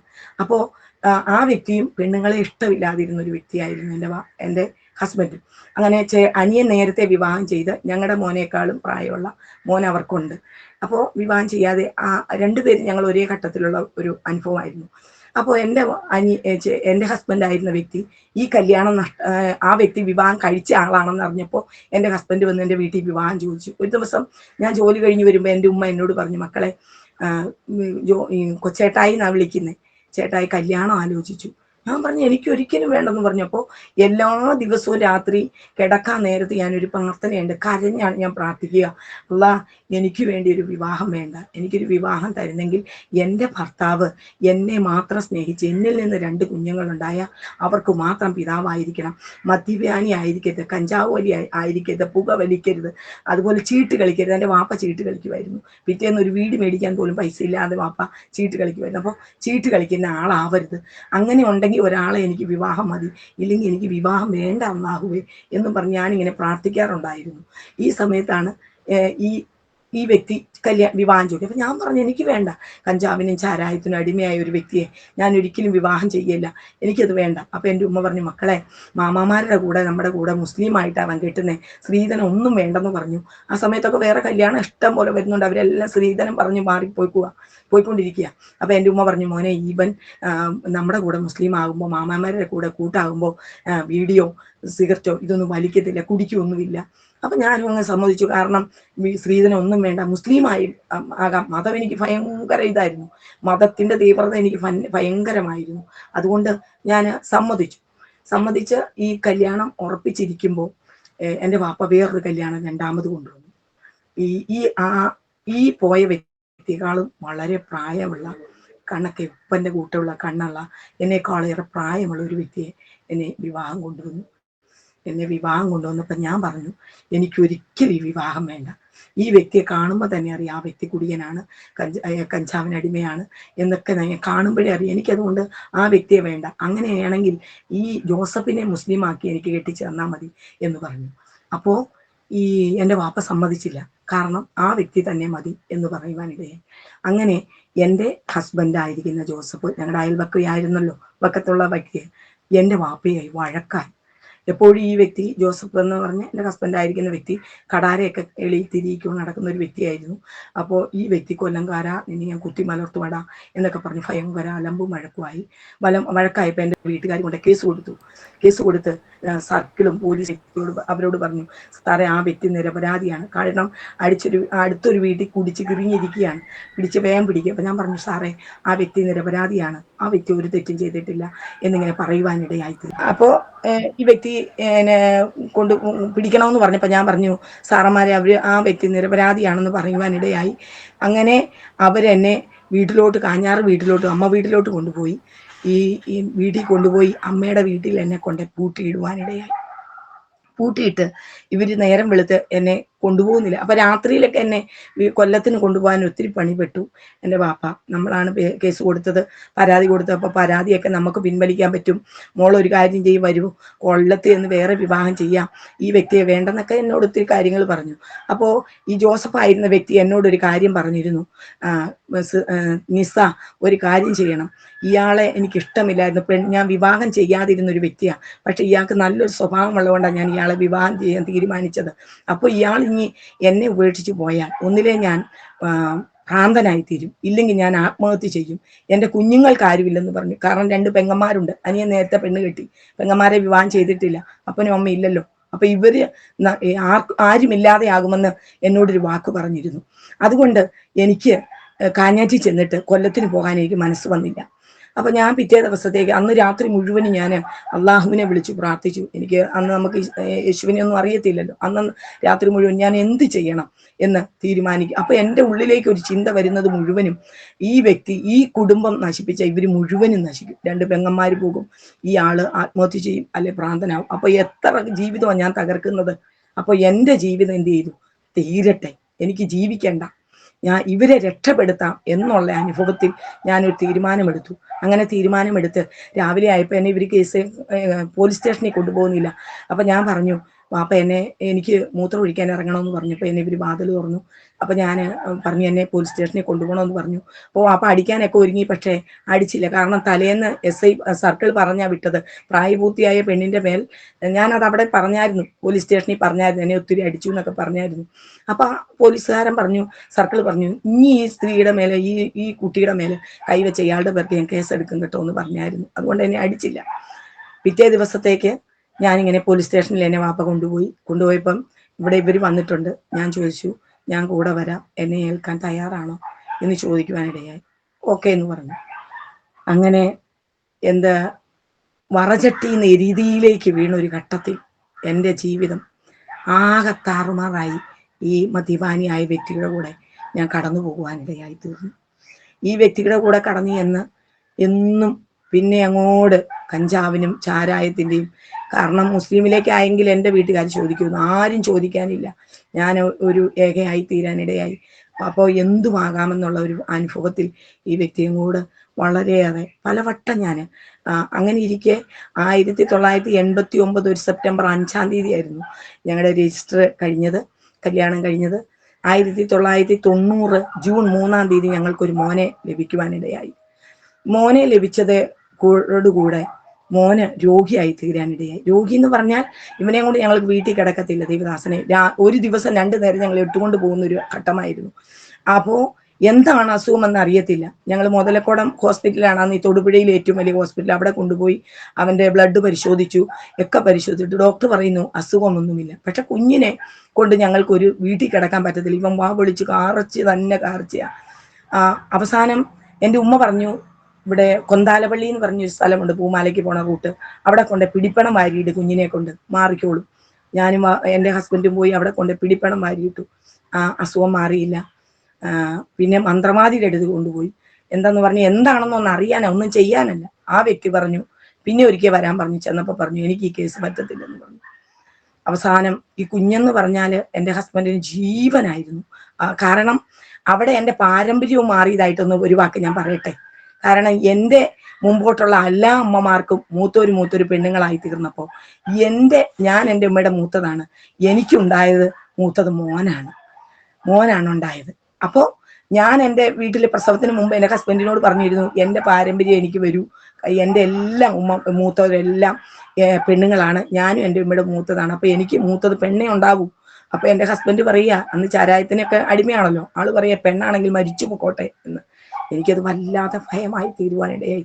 കുഞ്ഞുണ്ടായ കൊല്ലുമോ എന്ന് ഭയമായി. അപ്പോൾ ഞാൻ പിന്നീട് പ്രാർത്ഥിക്കാൻ തുടങ്ങി. അന്ന് ഹിന്ദു അല്ല, ക്രിസ്ത്യൻ അല്ല, മുസ്ലിം അല്ല, ഒന്നുമല്ലാത്ത ഒരു പരുവത്തിൽ ജീവിച്ചു പോകുന്ന കാലയളവിൽ ഞാൻ അന്ന് പ്രാർത്ഥിച്ചു. തമ്പുരാനെ എന്നാണ് വിളിക്കുന്നത്, ഞാൻ യേശുവിനെ വിളിക്കുന്നില്ല, അള്ളാഹുവിനെ വിളിക്കുന്നില്ല. ഞാൻ മുസ്ലിം അല്ലല്ലോ, മുസ്ലിം അല്ലാതിരിക്കുന്നതുകൊണ്ട് തമ്പുരാനെ എൻ്റെ ഗർഭത്തിലായിരിക്കുന്ന കുഞ്ഞൊരു ആണായിരിക്കണേ, ഇല്ല ഈ വ്യക്തി കൊല്ലും എന്ന് പറഞ്ഞ് ഞാൻ പ്രാർത്ഥിച്ചുകൊണ്ടിരിക്കുന്ന സമയത്ത് ഞങ്ങൾക്ക് മോനാണ് ഉണ്ടായത്. അപ്പോൾ എൻ്റെ പാരമ്പര്യമൊക്കെ മാറി ഒരു മോനെ കിട്ടിയതുകൊണ്ട് ഹസ്ബൻഡിന് ജീവനായിരുന്നു ഞങ്ങളുടെ മോനെ. അപ്പോൾ ഇവൻ ഇങ്ങനെ അസുഖമായതുകൊണ്ട് ഈ വ്യക്തി പോകണ്ടാത്ത ചെല്ലാവുന്ന എല്ലാ ഇടങ്ങളിലും ചെന്ന് എല്ലാ വാതിലും മുട്ടിയിട്ടും ഒരു കുറവും മാറ്റവും വരുന്നില്ലാത്തത് കൊണ്ട് ഈ ആള് ജോസഫ് എന്ന് പേരുണ്ടെങ്കിലും പള്ളിയിലൊന്നും പോകത്തില്ല. പള്ളി പെരുന്നാളിനൊക്കെ പോയി ഈ വെടിക്കെട്ടൊക്കെ കണ്ട് വരികയുള്ളൂ ആള്. അങ്ങനെ ഇരിക്കുന്ന ഘട്ടം ഈ വ്യക്തി എന്ത് ചെയ്തെന്ന് പറഞ്ഞാൽ, ഒരു വീട്ടിൽ ഞാൻ എൻ്റെ ഓർമ്മയിൽ ഈ കുടിച്ചും കഞ്ചാവും വലിച്ചുകൊണ്ടിരിക്കുന്ന സമയത്ത് തന്നെ ആള് പ്രാർത്ഥിക്കാൻ തുടങ്ങി, യേശുവിനോട് പ്രാർത്ഥിക്കാനായിട്ട് തുടങ്ങി കുഞ്ഞിന് വേണ്ടിയിട്ട്. അങ്ങനെ പ്രാർത്ഥിച്ചപ്പോൾ അത് കുറെ നാൾ കഴിഞ്ഞാണ് എന്നോട് പറയുന്നത്, ഈ ആള് യേശുവിനെ കണ്ടു എന്ന് പറഞ്ഞാൽ മുടിയെല്ലാം ചുരുണ്ട് വെള്ള മുടിയായിട്ട് കഴുത്തിന് മേളോട്ട് ഭയങ്കര പ്രകാശത്തിന്റെ നടുക്ക് ഒരു രൂപം കണ്ടു. അത് യേശുവാണെന്ന് ആൾക്ക് മനസ്സിലായി. അപ്പൊ പിന്നെ പ്രാർത്ഥിക്കാൻ ഭയങ്കര താല്പര്യം കൂടി. ആൾ എന്നും പ്രാർത്ഥനയാണ്. ഇതിനിടയ്ക്ക് ഇതൊക്കെ ഉണ്ട്, മദ്യവും കഞ്ചാവും ഒക്കെ ഉണ്ടെങ്കിൽ പോലും ആള് പ്രാർത്ഥനയാണ്. അപ്പൊ ഞങ്ങള് 2 സഹോദരിമാരും നാത്തൂമാരും ഞാനും കളിയാക്കാനൊക്കെ തുടങ്ങി. അപ്പോ ഈ യേശുവിനെ ഇങ്ങനെ കണ്ടു കഴിഞ്ഞപ്പോൾ ഞങ്ങളുടെ അടുത്തൊരു പെന്തക്കോസ്തുകാരുണ്ടായിരുന്നു. അവർ പലവട്ടവും ഞങ്ങളുടെ വീട്ടിലെ പ്രാർത്ഥനയൊക്കെ വന്നു കഴിഞ്ഞാണ് പറയുന്നത്, ഒരു പുതിയ നിയമമൊക്കെ എടുത്തുകൊണ്ട് ഇങ്ങോട്ട് വരാൻ, അലമ്പ് വീട്ടിൽ നടക്കുന്നത് കൊണ്ട് വരാൻ നോക്കിയിട്ടുണ്ട്. പക്ഷേ ഈ വ്യക്തിയെ പേടിച്ചിട്ട് എന്ത് ചെയ്യും, വരുന്ന കാണുമ്പോൾ പെരക്കകത്ത് കയറി വാതിലടയ്ക്കും. ആ ദേശക്കാർക്കെല്ലാം ഭയങ്കര ഒരു പേടിയായിരുന്നു ഈ വ്യക്തി. കാരണം ഈ വ്യക്തിയുടെ പേർക്ക് ഒത്തിരി കേസുണ്ടായിരുന്നു, ഒത്തിരി കേസുകളുണ്ടായിരുന്നു. ആള് സംഭവ സ്ഥലത്തില്ലെങ്കിലും ആളുടെ പേർക്ക് കേസ് വന്നാൽ ആളുടെ പേര് വരും. അങ്ങനെ നാട്ടുകാരുടെ കാര്യത്തിന് ഇറങ്ങി മൊത്തം ഒരു കൂലിത്തല്ലുകാരനെ പോലെ ആയിരുന്നു ആള്. അതുകൊണ്ട് ദേശക്കാർക്കൊക്കെ ഭയമായിരുന്നു. അതുകൊണ്ട് ആരും സുവിശേഷം പറഞ്ഞിട്ടില്ല. അപ്പൊ ഈ വ്യക്തിയും ഈ ട്രാക്ട് കൊടുക്കാനോ അല്ലെ സുവിശേഷ പ്രതി കൊണ്ട് പുതിയ നിയമം കൊടുക്കുവാനായിട്ട് വരാൻ തുടങ്ങുമ്പോൾ ഈ ആളെ കാണുമ്പോൾ പേടിച്ചിട്ട് വീട്ടിനകത്ത് കയറി വാതിലടയ്ക്കും. അപ്പൊ ഒരിക്കൽ എൻ്റെ ഹസ്ബൻഡ് ആ വീട്ടിലോട്ട് അങ്ങ് ചെന്നിട്ട് ചോദിച്ചു, ഞാൻ ഇങ്ങനെ പ്രാർത്ഥിച്ചപ്പോൾ എൻ്റെ മോൻ്റെ അസുഖം മാറാൻ വേണ്ടി പ്രാർത്ഥിച്ചപ്പോൾ ഇങ്ങനെയൊക്കെ കണ്ടു, നിങ്ങൾ പ്രാർത്ഥനക്കാരല്ലേ, അതിനെക്കുറിച്ച് ഒരു അഭിപ്രായം പറയാമോ എന്ന് ചോദിക്കുവാനിടയായി. അപ്പോൾ ആ വ്യക്തി സുവിശേഷത്തിൽ വെച്ച് പൗലോസിനെ ദമസ്കോസിന്റെ പടിവാതിൽക്കൽ വെച്ച് കർത്താവ് കണ്ട കാര്യങ്ങളെ കുറിച്ചൊക്കെ ഈ വ്യക്തിയോട് പറഞ്ഞു. ദൈവത്തിന്റെ മഹാകൃപയാ അവിടെ നിന്ന് വന്ന് പിറ്റേന്ന് ആള് കഞ്ചാവും ചാരായവും നിർത്തുവാനിടയായി തീർന്നു. പുകവലി മാത്രമേ പിന്നെ ഉള്ളായിരുന്നു. അങ്ങനെ അന്ന് തൊട്ട് ഈ അച്ചായന്റെ കൂടെ പ്രാർത്ഥനയ്ക്കായി ആള് പോയി തുടങ്ങി. ആള് പോകുന്നത് ഇപ്പോ നമ്മൾ കോളപ്പറയില് അടൂർമല എന്ന് പറഞ്ഞ സ്ഥലത്താണ് അന്ന് ചർച്ചക്കോടിന്റെ ചർച്ച്. ഇപ്പൊ അത് സിറ്റിയിൽ വന്ന് വലിയ ഒരു സ്കൂളുണ്ട്. ആ സ്കൂളിന്റെ അടുത്ത് ടൗൺ ചെറിയ സിറ്റി, അവിടെയാണ് ഇപ്പൊ ആ ചർച്ച്. അന്ന് അവിടെയാണ് ചർച്ച. അപ്പോൾ ആള് പോകും, നാട്ടുകാർ കാണുമായിട്ട് പുതിയ നിയമം, ആ ചായം കൊടുത്ത പുതിയ നിയമം ബനിയനകത്ത് താത്തി ആള് പോകും. ചാരായം നിർത്തി, കഞ്ചാവ് നിർത്തി. അങ്ങനെ വീട്ടിലേറെക്കുറെ ഒരു സമാധാനമൊക്കെ കടന്നു വന്നു. അപ്പോൾ എനിക്ക് രണ്ടാമത് ഏതാണ്ട് മോളൊന്നുണ്ടായി. കുറച്ച് കഴിഞ്ഞ് അവന് 1 വയസ്സായപ്പം ഞാൻ രണ്ടാമത് പ്രഗ്നന്റ് ആയി. മോള് 1992 ഞങ്ങൾക്കൊരു മോളുണ്ടായി. ആ മോളുണ്ടായതോടുകൂടി ഞാൻ രോഗിയായി തീരുവാനിടയായി. അപ്പോൾ ഞാൻ മോളെ ഗർഭിണിയായിരിക്കുമ്പോൾ എനിക്ക് എല്ലാത്തിനോടും കൊതിയായിരുന്നു. ഞങ്ങളുടെ വീടെന്ന് പറഞ്ഞാൽ ഇയാള് ഒരു തടിപ്പണി വല്ലപ്പോഴും ഉള്ള ഈ തടി ചുവടെ വെട്ടിച്ചെത്തുന്ന പണിക്കേ പോകുള്ളൂ, മറ്റൊരു പണിക്കും പോകില്ല. തൻ്റെ അഭിമാനം അതിന് സമ്മതിക്കത്തില്ല.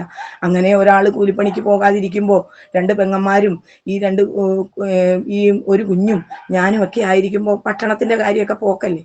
നമ്മൾ എന്ത് തന്നെ പട്ടിണിയുടെ ഒരു ഘട്ടമായിരുന്നു. എൻ്റെ ചെറുപ്പകാലത്തിൽ ഇഷ്ടംപോലെ ഞാൻ പട്ടിണി കിടന്നിട്ടുണ്ട്. ഞാൻ ഒരിക്കലും ഇപ്പോൾ ഓർമ്മയിൽ വന്നപ്പോൾ ഞാനൊരു കാര്യം പറയാം. 4ാം ക്ലാസ് ഞാൻ പഠിച്ചുകൊണ്ടിരിക്കുമ്പോൾ എൻ്റെ വല്യുമ്മ പറഞ്ഞു, മോനെ ഇന്ന് നീ ഇവിടെ ചോറുണ്ണാൻ പോരെ, അമ്മ നെല്ല് കുത്തിക്കൊണ്ട് ചോറ് തേങ്ങാച്ചോറ് വെച്ച് വെക്കാന്ന് പറഞ്ഞു. അപ്പോൾ അന്ന് ഞാൻ സ്കൂളിൽ നിന്ന് ഉച്ചയ്ക്ക് ചോറുണ്ണാൻ വന്നപ്പം വീട്ടിൽ വെള്ളം മാത്രമേ ഉള്ളായിരുന്നു, കറണ്ട് ഇല്ലായിരുന്നു നെല്ല് കുത്തിക്കാനെന്ന് പറഞ്ഞ്. അന്ന് ഞാൻ തിരിച്ചോടിയ കാര്യം ഞാൻ ഓർക്കുന്നുണ്ട് ഇപ്പോഴും. അങ്ങനെ ഈ സമയവും പട്ടിണിയുടെ ഒരു ഘട്ടമായി തീരാനിടയായി.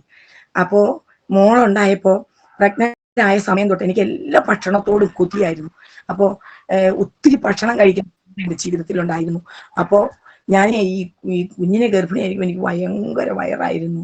അപ്പോൾ വയറായിരുന്നപ്പോൾ എൻ്റെ ഈ പ്രാർത്ഥനയ്ക്ക് പോകുന്നിടത്തെ അച്ചായൻ ഇങ്ങനെ പറഞ്ഞു, ആൻറ്റി എന്നോട് പറഞ്ഞു, താജുനിസ ഒരു പ്രാർത്ഥന വെക്കട്ടെ, പ്രസവത്തിനൊക്കെ പോകാനിരിക്കുകയല്ലേ, രണ്ടാമത് പ്രാർത്ഥന വെക്കട്ടെ എന്ന് ചോദിച്ചു. അപ്പൊ ഞാൻ പറഞ്ഞു ഓക്കെ, സമ്മതിച്ചു.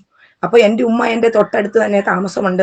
ഉമ്മ എപ്പോഴും എനിക്ക് ക്ലാസ് എടുക്കും, മോനെ ഒരിക്കലും അവൻ പോയ പോലെ പെന്തക്കോസ്തി പോയേക്കരുത്, അവരുടെ പ്രാർത്ഥനയിൽ പോകരുത്, അവനെ നമുക്ക് പൊന്നാനി കൊണ്ടുപോകണം, നിന്റെ വിവാഹം കഴിച്ചു തരാം, സ്ത്രീധനം ഞങ്ങൾ തരാം, മോൻ ഒരിക്കലും അവൻ്റെ കൂടെ പോകരുത് എന്നൊക്കെ എന്നോട് പറയുന്ന ഒരു ഘട്ടമാണ്. ഞാൻ അങ്ങോട്ട് തന്നെ പോകാനിരിക്കുക, മുസ്ലിമിലേക്ക് തന്നെ പോകാനിരിക്കുക. അപ്പോൾ ഈ ആള് അന്ന് ഇങ്ങനെ പിന്നെ ഹസ്ബൻഡ് ഇങ്ങനെ വന്നു, സ്തോത്രം എനിക്ക് മറവിയുണ്ട്, സോറി. അപ്പോൾ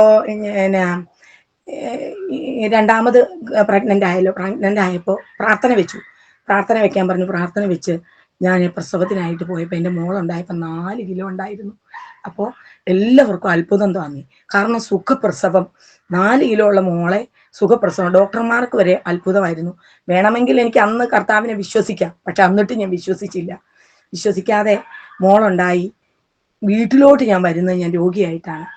എനിക്ക് പിന്നെ വയറ്റുവേദന അങ്ങ് തുടങ്ങി. വയറ്റുവേദന ആശുപത്രികളിൽ കയറി ഇറങ്ങിക്കൊണ്ടിരിക്കുന്ന സമയത്ത് ഈ മോളുണ്ടായി ഒരു 2 മാസം ആയപ്പോൾ എൻ്റെ ഹസ്ബൻഡ് എന്നോട് പറഞ്ഞു, ഞാൻ ഇന്നൊരു വീട്ടിൽ പോകുക, അവിടെ നീ വരുന്നോ എന്ന് എന്നോട് ചോദിക്കുവാനിടയായി. അപ്പോൾ ഞാൻ പറഞ്ഞു ഏത് വീടാന്ന് ചോദിച്ചപ്പം ഞങ്ങളുടെ വാപ്പയും ഉമ്മയായിട്ട് ഞങ്ങൾ കൊടയത്തൂർ എന്ന് പറഞ്ഞ സ്ഥലത്ത് താമസിക്കുമ്പോൾ പുന്നയ്ക്കൽ ഒരു വീട്ടുകാരൻ എൻ്റെ അനിയത്തിയെ ഉമ്മ പണിക്ക് പോകുമ്പോൾ ആ വീട്ടിൻ്റെ തിണ്ണയിലാണ് ഞങ്ങൾ പോയിരുന്ന് വളർന്നേക്കുന്നത്. കാരണം എൻ്റെ അനിയത്തിയും കൂടി ഞാൻ പോകും, എനിക്ക് 10 വയസ്സ്, അവൾക്ക് 1 വയസ്സ്. ഇങ്ങനെ കഴിഞ്ഞ ഒരു കാലഘട്ടത്തിൽ അവരുടെ വീട്ടിൽ അവരുടെ വീട്ടിൽ പോകുവാണെന്ന് എന്നോട് പറഞ്ഞുള്ളൂ. അപ്പോൾ ഞാൻ പറഞ്ഞു ഞാനും അവരെ കാണാൻ വരാമെന്ന് പറഞ്ഞു. ആ സമയങ്ങളിൽ ഞാൻ പുഴയിൽ കുളിക്കാനായിട്ട് പോയപ്പോൾ ലാലി എന്ന് പറഞ്ഞൊരു ചേച്ചി എന്നോട് സുവിശേഷം പറഞ്ഞു, താജുനിസ ഹസ്ബൻഡ് കണ്ടോ നല്ല മനുഷ്യനായി തീർന്നില്ലേ, ഇയാൾ പ്രാർത്ഥനയിലൊക്കെ വരണം, ഇയാൾക്ക് രോഗമൊക്കെ മാറും, ദൈവം വിടുവിക്കും, സൗഖ്യമാക്കും, വരണം എന്നൊക്കെ എന്നോട് പറഞ്ഞു. അപ്പൊ ഞാൻ പറഞ്ഞു എനിക്ക് പാട്ടും കാര്യങ്ങളൊക്കെ നിങ്ങളുടെ ഇഷ്ടമാണ്, പക്ഷേ എനിക്ക് നിങ്ങളുടെ കമ്മലും മാലയൊന്നും മൂക്കുത്തി ഇതൊന്നും ഊരാൻ എനിക്ക് ഇഷ്ടമില്ല എന്ന് ഞാൻ പറഞ്ഞു. അപ്പൊ ആ വ്യക്തി എന്നോട് പറഞ്ഞു ഇതൊക്കെ ദൈവം ഊരിപ്പിക്കും. ഞാൻ ആ പുഴയെ വെച്ച് ആ വ്യക്തിയോട് വഴക്കുണ്ടാക്കി. ആഹാ, നിങ്ങളുടെ ദൈവം എന്നെ കാതും കഴുത്ത് ഊരിക്കുന്ന ദൈവമാണോ എന്ന് ഞാനിങ്ങനെ ചോദിക്കുവാനിടയായി തീർന്നു. ഈ ചോദിച്ച ആ സമയങ്ങളിലാണ് പിന്നെ ഈ പുന്നക്കലെ വീട്ടിലേക്ക് പോകുന്നത്. അപ്പോൾ എന്നോട് പറഞ്ഞു, എൻ്റെ ഹസ്ബൻഡ് പറഞ്ഞു വരുന്നു എന്ന് ചോദിച്ചു. ഞാൻ അവിടെ ചെന്നു. ഞാൻ ചെല്ലുമ്പോൾ എൻ്റെ മൂക്കുത്തിയുണ്ട്, എൻ്റെ മോൻ്റെ കാത്തളയുണ്ട്, എൻ്റെ എൻ്റെ ജിമുക്ക പണയമായിട്ട് നാത്തൂൻ്റെ കമ്മലും മാലയും കൂടെ മേടിച്ചിട്ടാണ് ഞാൻ അവിടെ ചെല്ലുന്നത്. ഞാൻ അവിടെ ചെന്ന് ഒരു സാക്ഷ്യം കേട്ടാണ് കർത്താവിനെ കുറിച്ച് അറിയുവാനിടയായത്. ദേവദാസനെ, ഞാൻ അവിടെ പുന്നയ്ക്കൽ എന്ന് പറഞ്ഞ മുട്ടമാണ്, മുട്ടം ശങ്കരപ്പള്ളിയിൽ പുന്നയ്ക്കലെ അവിടെ 3 ആണുങ്ങളും 4 പെണ്ണുങ്ങളുമാണ്. അവർ 7 മക്കളാണ്. അതിൽ മൂത്ത മകൻ ജോസ് എന്ന് പറഞ്ഞ പാസ്സാണ്, ബോംബെയിൽ സുവിശേഷ വേല ചെയ്യുന്ന ഒരാളാണ്. അന്ന് ആ വ്യക്തി അവിടെ വന്നിട്ട് ഞങ്ങള് കൊച്ചു കൊച്ചു മുറികളും തിണ്ണകളും, ആണുങ്ങളെല്ലാവരും തിണ്ണയിലായിരുന്നു. ഞങ്ങൾ പെരയ്ക്കകത്തിരിക്കുമ്പോൾ, ഞാനിങ്ങനെ മുറിക്കകത്തിരിക്കുമ്പോൾ ആ വ്യക്തി ഒരു സാക്ഷ്യം പറയുവാനിടയായി. അറ്റാക്ക് വന്നിട്ട് തന്നെ 2 തവണ അറ്റാക്ക് വന്ന് സൗഖ്യമായി. 3ാമത് തന്നെ അറ്റാക്ക് വന്നപ്പോൾ ബോംബെയിലെ പ്രസിദ്ധമായ ഒരു ഹോസ്പിറ്റലിൽ തന്നെ കൊണ്ടുപോയി. അപ്പോൾ ഡോക്ടർ പറഞ്ഞു സർജറി ചെയ്താലും രക്ഷപ്പെടത്തില്ല, പിന്നെ ചെയ്തു നോക്കാം എന്ന് പറഞ്ഞു. അന്ന് 1992 അതിൻ്റെ ഒരു ഇഞ്ചക്ഷൻ 8000 ശിഷ്ടം രൂപയായിരുന്നു എന്ന് ഞാൻ ഇപ്പോഴും ഓർക്കുന്നു. അപ്പോൾ ആ വ്യക്തിയെ ട്രെച്ചറെ തള്ളി ഓപ്പറേഷൻ തിയേറ്ററിൽ കിടത്തിയിരിക്കുമ്പോൾ താനൊരു ശബ്ദം കേട്ടു. കർത്താവ് തൻ്റെ അടുക്കൽ ഇറങ്ങി വന്നിട്ട്, മകനെ നീ എഴുന്നേൽക്ക, നിന്റെ സർജറി ഞാൻ നേരിട്ട് നടത്തിയെന്നൊരു ശബ്ദം താൻ കേട്ടു എന്ന് പറഞ്ഞു. അപ്പോൾ മരണം കാത്തു കിടന്ന ആ വ്യക്തി ചാടി എഴുന്നേറ്റിട്ട് ഡോക്ടറോട് പറഞ്ഞു, ഡോക്ടർ എനിക്ക് സർജറി വേണ്ട, ദൈവം എന്നെ സർജറി ചെയ്തു എന്ന് പറഞ്ഞു. ആശുപത്രി അത്ഭുതം കൊണ്ട് നിറഞ്ഞു എന്ന് പറയുവാനിടയായി തീർന്നു. അപ്പോൾ ഈ വ്യക്തി ഡോക്ടറെ അടുത്ത് ചെന്ന് ആശുപത്രിയിലെ ആൾക്കാരെല്ലാം കൂടി, അപ്പോൾ ഡോക്ടർ പറഞ്ഞു എന്നാ യാത്ര ചെയ്യരുത്, പ്രസംഗിക്കരുത്, റെസ്റ്റ് എടുക്കുക എന്ന് പറഞ്ഞ് വിട്ടപ്പോൾ തനിക്ക് എന്ത് ചെയ്തു, മുട്ടത്തേക്ക് വരാൻ തൊടുപുഴ ഡിസ്ട്രിക്ട് ഇടുക്കി ജില്ലയിലേക്ക് ഒന്ന് വരുവാൻ തനിക്ക് ബോംബെയിൽ നിന്ന് വരാൻ തോന്നി. അമ്മയോടും അപ്പയോടും ഈ കാര്യങ്ങൾ അവർ പറയാനായിട്ട് വന്ന ആ പ്രാർത്ഥനയിലാണ് ഞാൻ കടന്നു ചെല്ലുന്നത്. അപ്പോൾ ഞാൻ എപ്പോഴും ഓർക്കുന്നു, ഒരു സാക്ഷ്യം ഉളവാക്കുന്നുള്ളത് ഞാൻ വളരെ വിശ്വസിക്കുന്ന ഒരു വ്യക്തിയാണ്. കാരണം ആ സാക്ഷ്യമാണ് എന്നെ യേശുവിനെ അറിയുവാൻ ഇടയാക്കിയത്. അന്ന് ആ മുറിക്കുള്ളിൽ അവിടെ ഇരുന്നിട്ട് ഞാനിങ്ങനെ ഈ സാക്ഷ്യം കേട്ട് കഴിഞ്ഞപ്പോൾ, ഈ ദൈവദാസൻ ഇരുന്ന് കഴിഞ്ഞപ്പോൾ ഞാനൊരു കാര്യം ചോദിക്കുവാനിടയായി. ഹന്ന തൻ്റെ ഹൃദയം കൊണ്ട് ദൈവത്തോട് ഒരു ശമൂവേലിനെ ചോദിച്ചതുപോലെ, ദൈവത്തോട് പ്രാർത്ഥിച്ചതുപോലെ ഞാൻ എൻ്റെ ഹൃദയം കൊണ്ട് പറഞ്ഞു. അന്ന് എൻ്റെ മോൾ ഉണ്ടായിട്ട് 2 മാസമേ ആയിട്ടുള്ളൂ. അപ്പോൾ അവളെ അടുത്ത് കിടത്തിയിരിക്കുക, അവൾ ഉറങ്ങിക്കിടക്കുക. ഞാൻ ഇങ്ങനെ എൻ്റെ ഹൃദയം കൊണ്ട് പറയുവാനിടയായി, യേശുവെ, ആദ്യമായിട്ടാണ് യേശുവെ എന്ന് വിളിക്കുക. കാരണം യേശുവിനെ ഞങ്ങൾ ഇസ്ലാമിക അനുഭവത്തിലെ ഞങ്ങളെ പഠിപ്പിക്കുന്നത് മുഹമ്മദ് നബിയാണ് ലാസ്റ്റത്തെ നബിയെന്നും, ഈസാ നബി അതിന് മുമ്പുള്ള നബിയാണെന്നും, ഈസ ഒരു പ്രവാചകനാണ്. അപ്പോൾ എൻ്റെ ഉമ്മ ചെറുതിലെ പറഞ്ഞു തന്ന ഒരു കാര്യം എൻ്റെ ഓർമ്മയിൽ വരിക. ഈസാ നബിയെ യഹൂദന്മാരെ കൊല്ലുവാനായിട്ട് കൊണ്ടുപോകുമ്പോൾ താന് നമസ്കരിക്കുവാൻ വേണ്ടി ഒരു വീട്ടിൽ ചെന്നപ്പോൾ ഒരു അനുവാദം ചോദിച്ചു. അപ്പൊ ഈ യഹൂദന്മാർ ചുറ്റും കാത്തു നിന്നിട്ട് ആ മുറിക്കുള്ളിൽ ആ വ്യക്തിയെ നമസ്കരിക്കാൻ കയറ്റി വിട്ടപ്പോൾ, നമസ്കരിച്ചുകൊണ്ടിരുന്നപ്പോൾ അള്ളാഹു ഈ ഈസാ നബിയെ ശരീരത്തോടു കൂടി ഉടലോടെ എടുത്തു. അങ്ങനെ സ്വർഗത്തിലേക്ക് എടുത്തിട്ട് കുറച്ചു നേരമായിട്ടും ഈ ഈസാ നബി ഇറങ്ങി വരാത്തത് കൊണ്ട് ഈ കാവലിൽ നിന്നൊരു വ്യക്തിയെ അതിനകത്തോട്ട് കയറ്റി വിട്ടു അന്വേഷിക്കാൻ. കടന്നു ചെന്നപ്പോൾ ആ വ്യക്തിയാണ് ഈസാ നബിയായിട്ട് അള്ളാഹു ഇറക്കി വിട്ടിട്ട് ഈ ക്രിസ്ത്യാനികൾ ക്രൂശിച്ചിട്ട് യേശുവാണെന്നാണ് എൻ്റെ ഉമ്മ കുഞ്ഞിലെ പറഞ്ഞൊരു ഓർമ്മ എൻ്റെ ഉള്ളിലുണ്ട്. അപ്പോൾ അതൊക്കെ എൻ്റെ ഉള്ളിൽ ഇരിക്കുന്നതുകൊണ്ടാണ് എനിക്ക് ഈ മറ്റു മതത്തിനോട് എനിക്ക് ഭയങ്കര വെറുപ്പായിരുന്നു. ഞാൻ കൂലിപ്പണി ചെയ്തുകൊണ്ടിരിക്കുന്ന സമയത്ത് ഒരു കാര്യം കൂടെ ഞാൻ എൻ്റെ ഓർമ്മയിലൊന്ന് വന്നത് പറയട്ടെ. വിവാഹപ്രായമായ സഹോദരിമാർ ഒരുമിച്ച് ഞാൻ ജോലി ടാങ്കിന് പണിതുകൊണ്ടിരിക്കുമ്പോൾ എൻ്റെ ഒരു കൂട്ടുകാരി രത്നമ്മ, ഇന്നും അവളുണ്ട്, അവളുടെ ഭർത്താവ് മരിച്ചുപോയി, അവളുടെ വിവാഹമായിരുന്നു. ആ വിവാഹത്തിന് ഞാൻ പോയിട്ട് സമ്മാനം കൊടുത്തിട്ട് അവരുടെ വീടിൻ്റെ പുറകിലോട്ട് ഇറങ്ങി ബാത്റൂമിൽ പോകുന്ന വ്യാജേന ഞാൻ അവരുടെ ഭക്ഷണം കഴിക്കാൻ അറപ്പായിട്ട് ഇറങ്ങി വന്നൊരു വ്യക്തിയാണ് ഞാൻ. കാരണം മറ്റൊരു വ്യക്തികളോട് മിണ്ടുന്നുണ്ടെങ്കിൽ അവരുടെ ഒരു വെള്ളം ഞാൻ തൊടുകയോ കഴിക്കുകയോ ചെയ്യില്ല. എൻ്റെ വെല്ലുമ്മ അങ്ങനെയാണ്. വെല്ലുമ്മ പണിയാനൊക്കെ പോകുന്നിടത്ത് അരി മേടിച്ച് വേറെ കലം കൊണ്ട് വെക്കുകയുള്ളൂ. തേച്ചുകടി വെക്കും. കപ്പ പൊളിക്കാൻ പോകുമ്പോൾ വേറെ കപ്പ മേടിച്ച് പുഴുങ്ങി. എൻ്റെ ഉമ്മ എല്ലാ ജാതികളോടും മിണ്ടുന്നതോടെ എൻ്റെ ഉമ്മയുടെ കൂടെ ഞാൻ ഒരു സിറ്റിക്ക് പോലും പോകത്തില്ലായിരുന്നു. കാരണം എനിക്ക് മറ്റു ജാതികളോട്, എൻ്റെ അനുഭവമാണ് ഞാൻ പറയുന്നത്, മറ്റു ജാതികളോട് മിണ്ടാനോ അവരുടെ ഭക്ഷണം കഴിക്കാനോ എനിക്ക് ഇഷ്ടമില്ലാത്തൊരു വ്യക്തിയായിരുന്നു. അങ്ങനെയുള്ള ഘട്ടത്തിൽ ഇവിടെ വന്നു കഴിഞ്ഞപ്പോൾ ഈ വ്യക്തി ഇവരുടെ വീട്ടിൽ വന്നു കഴിഞ്ഞപ്പോൾ ഈ സാക്ഷ്യം കേട്ടപ്പോൾ എനിക്ക് എന്ത് ചെയ്തു, ഞാനിങ്ങനെ പറഞ്ഞു, കർത്താവേ, ആദ്യമായിട്ട് ഞാൻ യേശുവിനെ വിളിക്കുക, യേശുവേ, അങ്ങ് ദൈവമാണെങ്കിൽ ഇന്ന് ഈ പുന്നയ്ക്കൽ വീട്ടിൽ നിന്ന് പോകുന്നതിന് മുൻപ് എന്നിൽ എന്തെങ്കിലും ഒരു അടയാളം ചെയ്യാമോ? എങ്കിൽ ഞാൻ വിശ്വസിക്കാമെന്ന് പറഞ്ഞു. അത് ഞാനും ദൈവമേ അറിയുന്നുള്ളൂ. ഇവരെല്ലാം പാട്ട് പാടിക്കൊണ്ടിരിക്കുകയാണ്. ആ ദേവദാസൻ സാക്ഷ്യം പറഞ്ഞിരുന്നപ്പോൾ ഇവരൊക്കെ പാട്ട് പാടിക്കൊണ്ടിരിക്കുമ്പോൾ ഞാൻ എൻ്റെ ഹൃദയമായിട്ട് പറഞ്ഞതാണെന്ന് ആ മുറിക്കകത്ത് പറഞ്ഞു തീർന്ന സെക്കൻഡിൽ തന്നെ ദൈവത്തിൻ്റെ ഒരു ദൈവശക്തി. അത് പിന്നീടാണ് ഞാൻ പരിശുദ്ധാത്മാഭിഷേകമായിരുന്നു എന്നൊക്കെ ഞാൻ അറിയുന്നത്. ഞാൻ കുറെ കരഞ്ഞു കേട്ടോ. കാരണം ഞാൻ അവിടെ ഇരിക്കുമ്പോൾ എൻ്റെ ഹസ്ബൻഡ് എന്നോട് ഈ പ്രാർത്ഥനയ്ക്ക് പോയിട്ട് വന്ന് ഓരോ കാര്യങ്ങൾ പറയുമ്പോൾ അത് എതിർക്കുന്നതും ഹൃദയം കൊണ്ട് എതിർക്കുന്നതും ആ പുഴയിലുള്ള ആ ചേച്ചിയോട് വഴക്കുണ്ടാക്കിയതും എല്ലാം എൻ്റെ മനസ്സിലോട്ട് ഇങ്ങ് വരാൻ തുടങ്ങി. ഈ പുന്നക്കലെ വീട്ടിലിരിക്കുമ്പോൾ ഇതെല്ലാം എന്നെ ഇങ്ങനെ വളരെ എങ്ങനെ ടച്ച് ചെയ്യുവാൻ തുടങ്ങി. അപ്പൊ ടച്ച് ചെയ്തപ്പോൾ എനിക്ക് വല്ലാതെ വിഷമം തോന്നി. ഇപ്പൊ കരയാനിടയായി. ഇവരിതൊന്നും കാണുന്നില്ല. ഞാൻ കുത്തിയിരുന്ന് കമന്നിരുന്ന് ഇങ്ങനെ നിലത്ത് കമന്ന് കിടന്ന് ഞാൻ കരഞ്ഞിട്ട് ഞാൻ പറഞ്ഞു, യേശുവേ ഒന്ന്. ആ സെക്കൻഡിൽ പറഞ്ഞു തീർന്ന ആ സെക്കൻഡിൽ ഒരു ശക്തി എന്നിലേക്ക് ഇങ്ങനെ കടന്നു വന്നു. ശക്തി കടന്നു വന്നിട്ട് ഞാൻ അവിടെ നിന്ന് പറന്നു പോയൊരു പ്രതീതിയാണ് എനിക്ക് അനുഭവപ്പെടുവാനിടയായത്. ആ പറന്നു പോയിട്ട് മേഘങ്ങളിൽ കൂടെ തൊട്ട് ഞാൻ നടന്നു. അപ്പോ ഇവര് പാട്ട് നിർത്തിയപ്പോൾ ഞാൻ ഭൂമിയിലേക്ക് വന്നതായിട്ടാണ് എനിക്ക് അനുഭവപ്പെട്ടത്. ആയത് കഴിഞ്ഞ് ഇച്ചിരി കഴിഞ്ഞപ്പോൾ ഞാനിങ്ങനെ പിന്നീട് ഞാൻ ഇവർ കാണിക്കും പോലെയൊക്കെ കാണിച്ചു. കാരണം ഞാൻ എൻ്റെ ഹൃദയവുമായിട്ട് പറഞ്ഞത് ദൈവം കേട്ടിട്ട് ദൈവം എന്നിൽ പ്രവർത്തിച്ചപ്പോൾ എനിക്ക് അന്ന് മനസ്സിലായി, ഇനി ഒരു ദൈവമുണ്ടെങ്കിൽ എനിക്ക് യേശുക്രിസ്തു മാത്രം, ഈ ദൈവത്തെ മാത്രമേ ഞാൻ പിൻപറ്റൂ. കാരണം ആരും പറഞ്ഞു തന്നതല്ല, ആരും കേട്ട് ഇന്ന പോലെ ചെയ്യാൻ പറഞ്ഞതല്ല. എൻ്റെ ഹൃദയത്തിൽ ഞാനായിട്ട് ദൈവവുമായിട്ട് ചെറിയ ശബ്ദത്തിൽ ഹൃദയമായിട്ട് സംസാരിച്ചപ്പോൾ ആ സെക്കൻഡിൽ തന്നെ കർത്താവ് ഇങ്ങനെ എന്നിലൊരു അടയാളം പ്രവർത്തിച്ചെങ്കിൽ ഇനി ജീവിക്കുന്നത് ഈ ദൈവത്തിന് വേണ്ടി എന്നുള്ള തീരുമാനം ഞാൻ അവിടെ എടുത്തു കഴിഞ്ഞ് പിന്നെ ഇവര് കാണിക്കും പോലെയൊക്കെ ഞാൻ കാണിക്കുവാൻ തുടങ്ങി. അപ്പോൾ അവിടുത്തെ ആന്റിമാരെല്ലാം ആ സഹോദരിമാരെല്ലാം കണ്ണടച്ച് സ്തോത്രം പറയാൻ, ഞാനും കണ്ണടച്ച് സ്തോത്രം പറയാൻ തുടങ്ങി. കണ്ണടച്ച് സ്തോത്രം പറഞ്ഞപ്പോൾ ഞാൻ എന്നെ കണ്ണാടിയിൽ കാണുവാൻ പോലെ കാണുക. അത് വെളിപ്പാടായിരുന്നു എന്നൊക്കെ എനിക്കറിയില്ല കേട്ടോ, ആദ്യമായിട്ട് പോവുകയല്ലേ. അപ്പോൾ ഞാൻ ഇങ്ങനെ കണ്ണാടിയിൽ കാണുന്ന എൻ്റെ മൂക്കുത്തി ഊരുന്നു, കമ്മൽ ഊരുന്നു, മാല ഊരുന്നു, മോന്റെ കാത്തള ഊരുന്നു, ഇതൊക്കെ എന്നെ കണ്ണാടിയിലായിട്ട് ഞാൻ കാണുവാനിടയായി. ഇതും കൂടെ കണ്ടപ്പോൾ എനിക്ക് പൂർണ്ണമായും മനസ്സിലായി എൻ്റെ കർത്താവ് തന്നെ എൻ്റെ രക്ഷകൻ എന്ന് സ്വീകരിച്ച്. അന്ന് അവിടെ കഴിഞ്ഞ് ഞാൻ ചെന്ന പോലെയല്ല, അവിടുത്തെ പ്രാർത്ഥന കഴിഞ്ഞപ്പോൾ ഞാൻ ഇപ്പോഴും ഓർക്കുന്നു, ചോറും കറി ബീഫ് ഉണ്ടായിരുന്നു, വേറെ എന്തൊക്കെയോ കറിയുണ്ട്. ആ അമ്മച്ചിയും ആ അപ്പച്ചനും ഈ ചേച്ചിമാരും കൂടെ എനിക്ക് ഒത്തിരി വിളമ്പിയിട്ട് തരിക. എടീ കൊച്ചേന്ന് ഇവര്. അപ്പൊ അവർക്ക് മനസ്സിലായി ഞാൻ അഭിഷേകമാണ് പ്രാപിച്ചത് എന്നുള്ളത്. പക്ഷെ എനിക്കറിയത്തില്ലല്ലോ. അപ്പൊ അതുകൊണ്ട് എന്നോട് ആ ദൈവസ്നേഹത്തിൽ അവരെ എന്നോട് പറഞ്ഞു, ഈ സഹോദരന്റെ കൂടെ ഇനി പ്രാർത്ഥനയ്ക്ക് പോകണം കേട്ടോ നീ എന്നൊക്കെ എന്നോട് പറയാനിടയിൽ. എന്നാൽ അഭിഷേകം വന്നൊന്നും പറഞ്ഞൊന്നുമില്ല. ദൈവകൃപയാൽ പട്ടണം കഴിഞ്ഞ ശേഷം ഞങ്ങൾ അവിടെ നിന്ന് വീട്ടിൽ വന്ന് എല്ലാം ഞാൻ എല്ലാം ഊരി വെച്ചു. എല്ലാം ഊരി വെക്കുന്ന സമയത്ത് എൻ്റെ ഉമ്മ അലമ്പും എന്നോട് ഭയങ്കര വഴക്കായി തീരുവാനിടയായി. എൻ്റെ ഉമ്മ എന്നോട് പറഞ്ഞു, എടി വടി വെട്ടാൻ പോയതേ ഉള്ളടി, തല്ലൊന്നും ആയില്ല, നിന്റെ തലയ്ക്ക് മീതെ കോടാലി വരുപടി, നീ രക്ഷപ്പെടുകയല്ലടി, നീ ഈ രോഗത്തോടെ അങ്ങനെയാ ഇങ്ങനെയാ എന്ന് വേണ്ട എന്നെ അങ്ങോട്ട് പ്രാകുവാനായിട്ട് തുടങ്ങി. ദേവദാസനെ അടുത്ത് തന്നെയായിരുന്നു എൻ്റെ വീട്. അപ്പോൾ ഞാൻ ഇതെല്ലാം ഊരിയപ്പോൾ അവർക്ക് മനസ്സിലായി ഇനി ഞാൻ എന്ത് ചെയ്യത്തില്ല, മുസ്ലിമിലേക്ക് പോകത്തില്ല എന്നുള്ളത് അവർക്ക് മനസ്സിലാകുവാനിടയായി.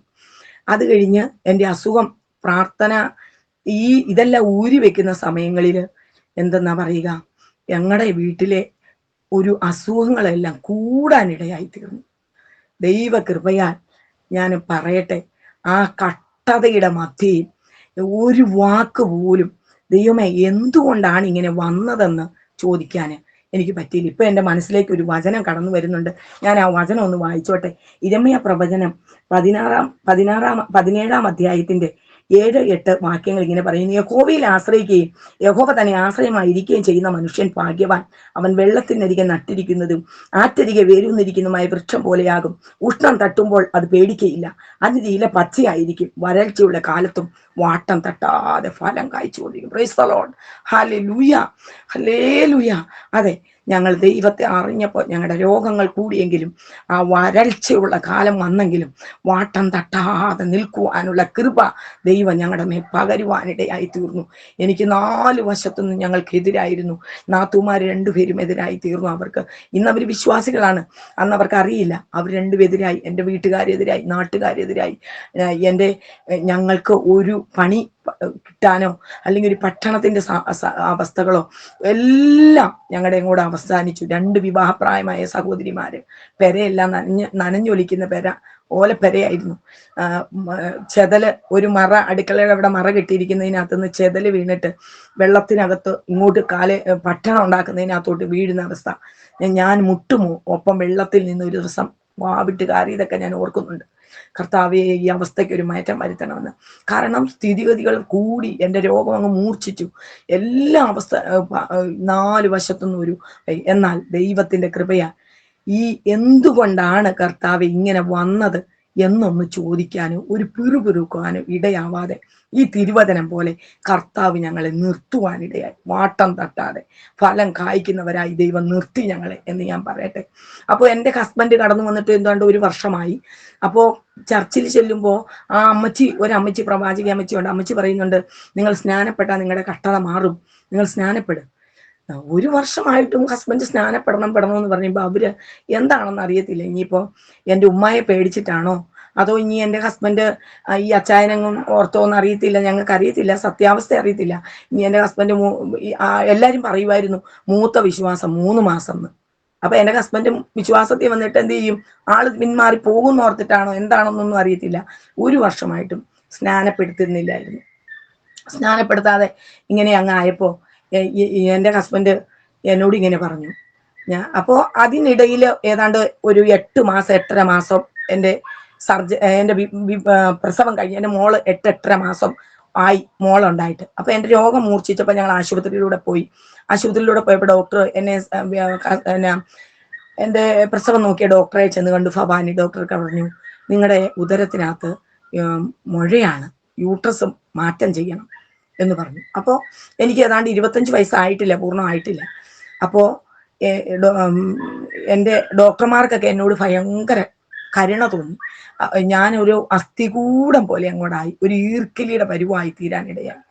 അപ്പോൾ ഡോക്ടർ പറഞ്ഞു, ഈ സ്ത്രീയെ വേഗത്തിൽ തന്നെ നമുക്ക് ഈ മുഴ നീക്കം ചെയ്യാം, ഇല്ലെങ്കിൽ ഇവര് ചിലപ്പം ഇത് ഭയങ്കരമാകും എന്ന് പറഞ്ഞു. അപ്പോൾ ഡോക്ടർമാർ തന്നെ പറഞ്ഞു, നമുക്കിത് ചുരുങ്ങുമോന്നറിയാം, ഇപ്പോഴേ സർജറി ചെയ്യാതെ ചുരുങ്ങുവാനായിട്ട് ഒരു 7 ആണോ 9 ആണോ എൻ്റെ ഓർമ്മ ശരിയാണെങ്കിൽ ഇഞ്ചക്ഷൻ എടുക്കാനിടേ. എൻ്റെ ഹസ്ബൻഡിന്റെ കൂടെ ഉണ്ടെങ്കിലേ എടുക്കത്തുള്ളൂ, ഇടിച്ച് തിരുമണം. അപ്പോൾ ഈ ഇത്രയും ദിവസം ഇത് ചുരുങ്ങാനുള്ള ഇഞ്ചക്ഷൻ എടുത്തിട്ടും എൻ്റെ മുഴ ചുരുങ്ങിയില്ല. അപ്പൊ എന്നെ ഓപ്പറേഷൻ, അപ്പൊ മോളുണ്ടായി, 9-ാം മാസമായി. 9-ാം മാസത്തെ എൻ്റെ യൂട്രസ് എടുക്കാൻ തീരുമാനമായി. അപ്പോൾ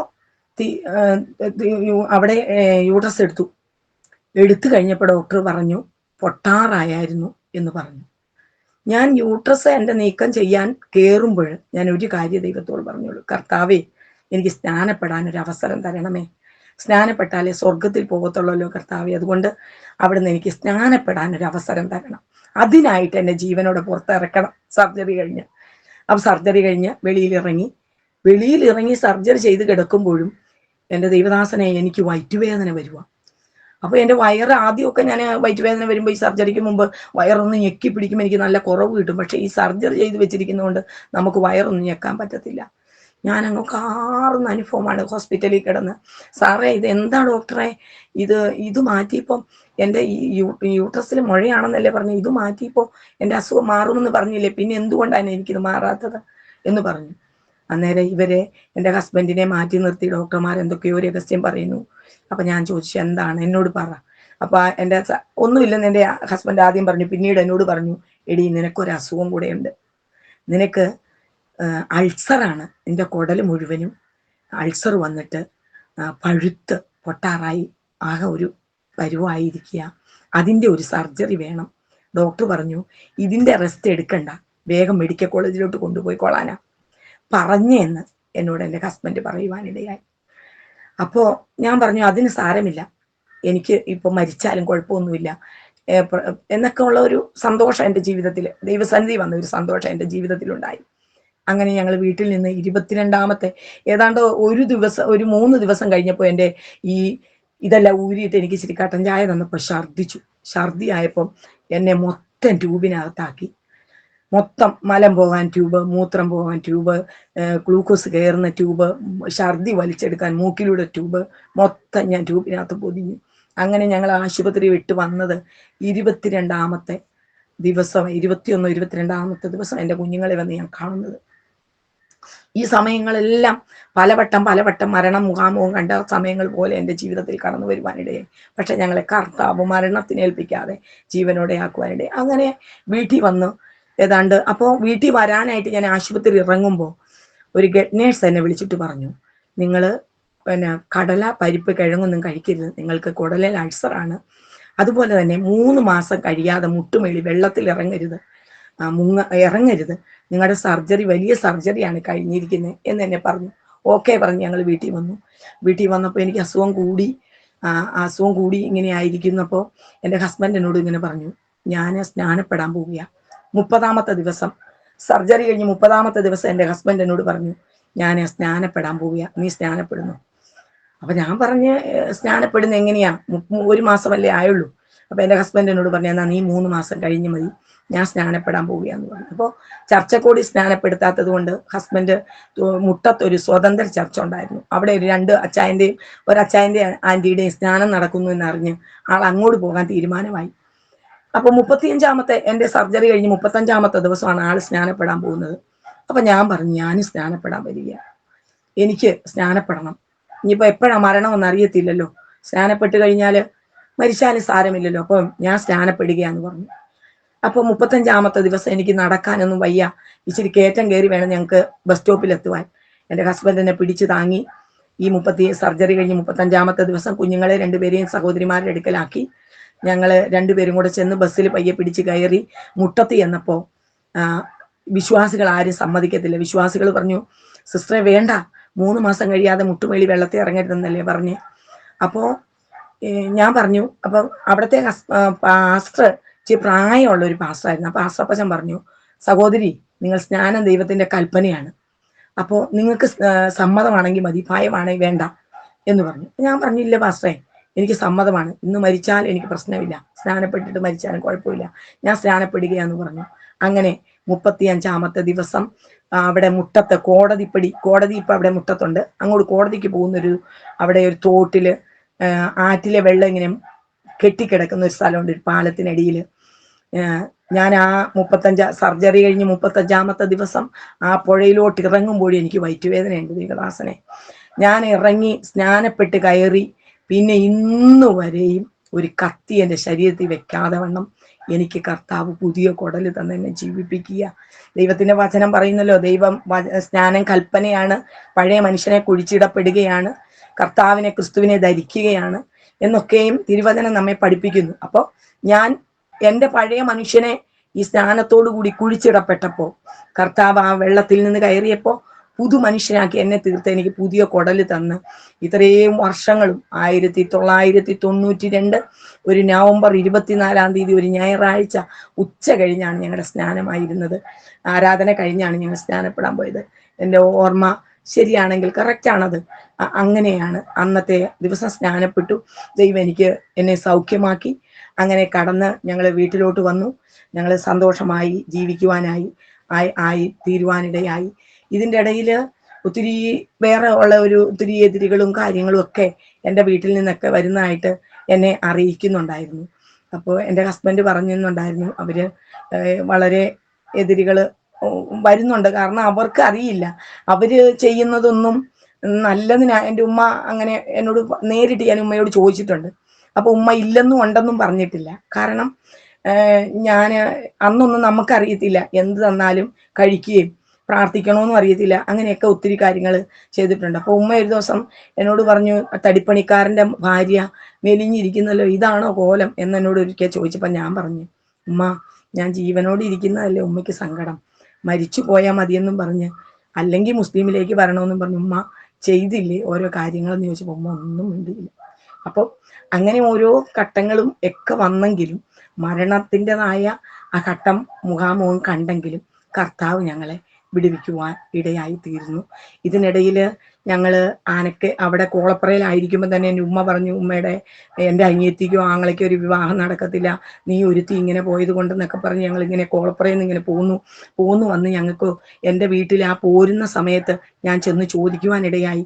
എൻ്റെ ഞാൻ കൂലിപ്പണി ചെയ്ത് എൻ്റെ കുടുംബം പോറ്റി അതിനിടയിൽ ഒരു സ്വർണ്ണമാല ഞാൻ ഉണ്ടാക്കിയത് എൻ്റെ ഉമ്മയുടെ അനിയത്തിയുടെ കയ്യിലായിരുന്നു പണയം വെച്ചിരുന്നത്. ഞാനപ്പോൾ അവിടെ ചെന്ന് ചോദിച്ചു, ഞങ്ങൾക്ക് വീടിനൊരു സ്ഥലമൊന്നുമില്ല. അങ്ങനെ കോളപ്പുറയിൽ കിടന്നത് അനിയൻ്റെ വീടായിരുന്നു, ഭർത്താവിൻ്റെ അനിയൻ്റെ വീട്. അത് ഞങ്ങൾ 7000 രൂപയ്ക്ക് വിറ്റപ്പം സഹോദരിമാർക്കൊക്കെ അതിൻ്റെ ഓഹരിയും കൊടുത്ത് കടവും വീട്ടിയപ്പോൾ ഞങ്ങൾക്ക് പിന്നെ വീട് മേടിക്കുവാൻ സ്ഥലമില്ലായിരുന്നു.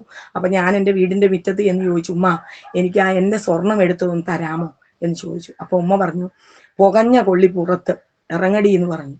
നീ ഇന്ന് ഈ വീട്ടിലേക്ക് വരുവാണെങ്കിൽ മുസ്ലിമിലേക്ക് ഞങ്ങളുടെ കൂടെ വന്നാൽ ഈ വീട്ടിലെ കണ്ണഞ്ചരട്ട വരി നിനക്ക് അവകാശപ്പെട്ടതാ, ഇല്ലെങ്കിൽ നിനക്ക് ഒരു വക തരത്തിൽ ഇറങ്ങിക്കോളാൻ പറഞ്ഞു. ദൈവദാസനെ, ഞാനൊരു കാര്യം പറയാം, എൻ്റെ വീട്ടുകാർ കേൾക്കും കാണും, എന്നാലും എനിക്ക് കുഴപ്പമില്ല. സത്യമായ കാര്യം ഞാൻ പറയുന്നത്, എൻ്റെ ഉമ്മയ്ക്ക് പണിയാൻ പോകാൻ പറ്റത്തില്ല. ഞാനാണ് ആ വീടുണ്ടാക്കിയത്. വീട്ടിലെ ഓരോ സാധനങ്ങളും ഞാൻ കൂലിപ്പണി ചെയ്തുണ്ടാക്കിയതാണ്. ഞാൻ മേടിച്ച തൊട്ടി പോലും എനിക്ക് എൻ്റെ ഉമ്മ വെള്ളം കോരാൻ തരത്തില്ലായിരുന്നു. അറിയത്തില്ല, കാരണം മതത്തിൻ്റെതായിരിക്കുന്ന അനുഭവത്തില്ല അവർ. പക്ഷേ എനിക്ക് ആ സ്വർണം പോലും അവർ തന്നില്ല. ഞാൻ ഒരു വാക്ക് പറഞ്ഞു ദൈവദാസനെ ആ മുറ്റത്ത് നിന്ന്, എൻ്റെ ഉമ്മ, ഞാനിപ്പോൾ എൻ്റെ 2 ചൊറി പിടിച്ച കുഞ്ഞുങ്ങളുമായി, അസുഖമുള്ള കുഞ്ഞുങ്ങളുമായി ഞാൻ ഇവിടെ നിന്ന് ഇറങ്ങി പോകുക കേട്ടോ. പക്ഷേ ഇന്ന് ഞാൻ ഇറങ്ങിപ്പോകുന്ന എൻ്റെ യേശു എന്നെ രക്ഷിക്കും. എൻ്റെ ദൈവം ഞങ്ങൾക്ക് വീട് തരും, സ്ഥലം തരും. കണ്ടു ഉമ്മ, കണ്ടു, എന്നെ വിടുവിക്കും. ഞാൻ എൻ്റെ കർത്താവിനെ വിട്ട് ഒരിക്കലും നിങ്ങളുടെ കൂടെ വരത്തില്ല, മരിച്ചാലും വരത്തില്ല എന്ന് പറഞ്ഞാണ് ഞാൻ ആ വീട്ടിൽ നിന്ന് ഇറങ്ങിപ്പോകുന്നത്. അപ്പോൾ ഞങ്ങൾ അന്നത്തെ കാലത്ത് ആനക്കയെന്ന് പറഞ്ഞ പ്രദേശത്ത് അന്ന് ഞങ്ങളുടെ കുഞ്ഞുങ്ങൾ അത് വിട്ടുപോയ ഒരു കാര്യമാണ്, പുറത്ത് പോകുന്നു പറയുക. 2 പിഞ്ചു കുഞ്ഞുങ്ങളുമായിട്ട് ഞങ്ങൾ ഒരു 200 രൂപയുടെ ഒരു തറ മേടിച്ച് ആറ്റുപുറമ്പോക്കി കിടക്കുമ്പോൾ അന്ന് ഞങ്ങൾ സഭയിൽ പോകുന്നപ്പം ഞങ്ങളുടെ സഭയിലെ പാസ്റ്റർ പോയി പിരിവെടുത്ത് ഞങ്ങൾക്ക് ഒരു 3.5 സെന്റ് സ്ഥലവും വീടും മേടിച്ചു തന്നായിരുന്നു, പരപ്പുംകര എന്ന് പറയുന്ന ഒരു സ്ഥലത്ത്. അപ്പൊ അവിടെ ഞങ്ങൾ പോയി താമസിച്ചുകൊണ്ടിരിക്കുമ്പോൾ അവിടെ ആരാധിക്കാൻ നല്ല സൗകര്യമായിരുന്നു. വിളി കേൾക്കുന്നിടത്തൊരു വീടില്ല, മൊത്തം ഒരു ഉയർന്ന സ്ഥലമായിരുന്നു. അവിടെ ഞങ്ങൾ ആരാധിച്ചു. അവിടെ ഞങ്ങൾ താമസിച്ചുകൊണ്ടിരിക്കുമ്പോഴാണ് ഇന്ന് ഈ സ്ഥലം ഞങ്ങൾക്ക് അവിടെ ആറ്റുപുറമ്പോക്കി കിടക്കുമ്പോൾ അപേക്ഷ കൊടുത്ത് പഞ്ചായത്തിൽ നിന്ന് കിട്ടിയ സ്ഥലം. ഇത് 3 സെന്റ് സ്ഥലമാണ് ഈ വീടും. അപ്പോൾ ഈ സ്ഥലം ഞങ്ങൾക്ക് അവിടെ കിടക്കുമ്പോൾ തന്നെ കിട്ടി. ഞങ്ങൾ ഈ പരപ്പുംകര സ്ഥലത്ത് ഞങ്ങൾ താമസിച്ചുകൊണ്ടിരിക്കുമ്പോൾ ഒരു ദിവസത്തിൽ തന്നെ ഞങ്ങൾക്ക് ആ വീട് വിറ്റിട്ട് വരാൻ ഇഷ്ടമില്ലായിരുന്നു. ഒരു ദിവസം തന്നെ ഞാനും എൻ്റെ ഹസ്ബൻഡും കാണുക, ഒരു പ്രഭാതത്തിൽ എഴുന്നേറ്റ് പാട്ടുപാടി പ്രാർത്ഥിച്ചു കഴിഞ്ഞ് കിടന്നപ്പോൾ സ്വപ്നത്തിൽ ദൈവം അറിയിച്ചു, ഈ വീട് വിറ്റിട്ട് പോകണമെന്ന്. ഞങ്ങൾ ആ സ്ഥലം വിൽക്കണമെന്ന്. ഞങ്ങൾക്കത് വിൽക്കാനേ ഇഷ്ടമില്ലായിരുന്നു. അപ്പോൾ ഞങ്ങളോട് വിറ്റിട്ട് പോകണമെന്ന് പറയാനിടയായി.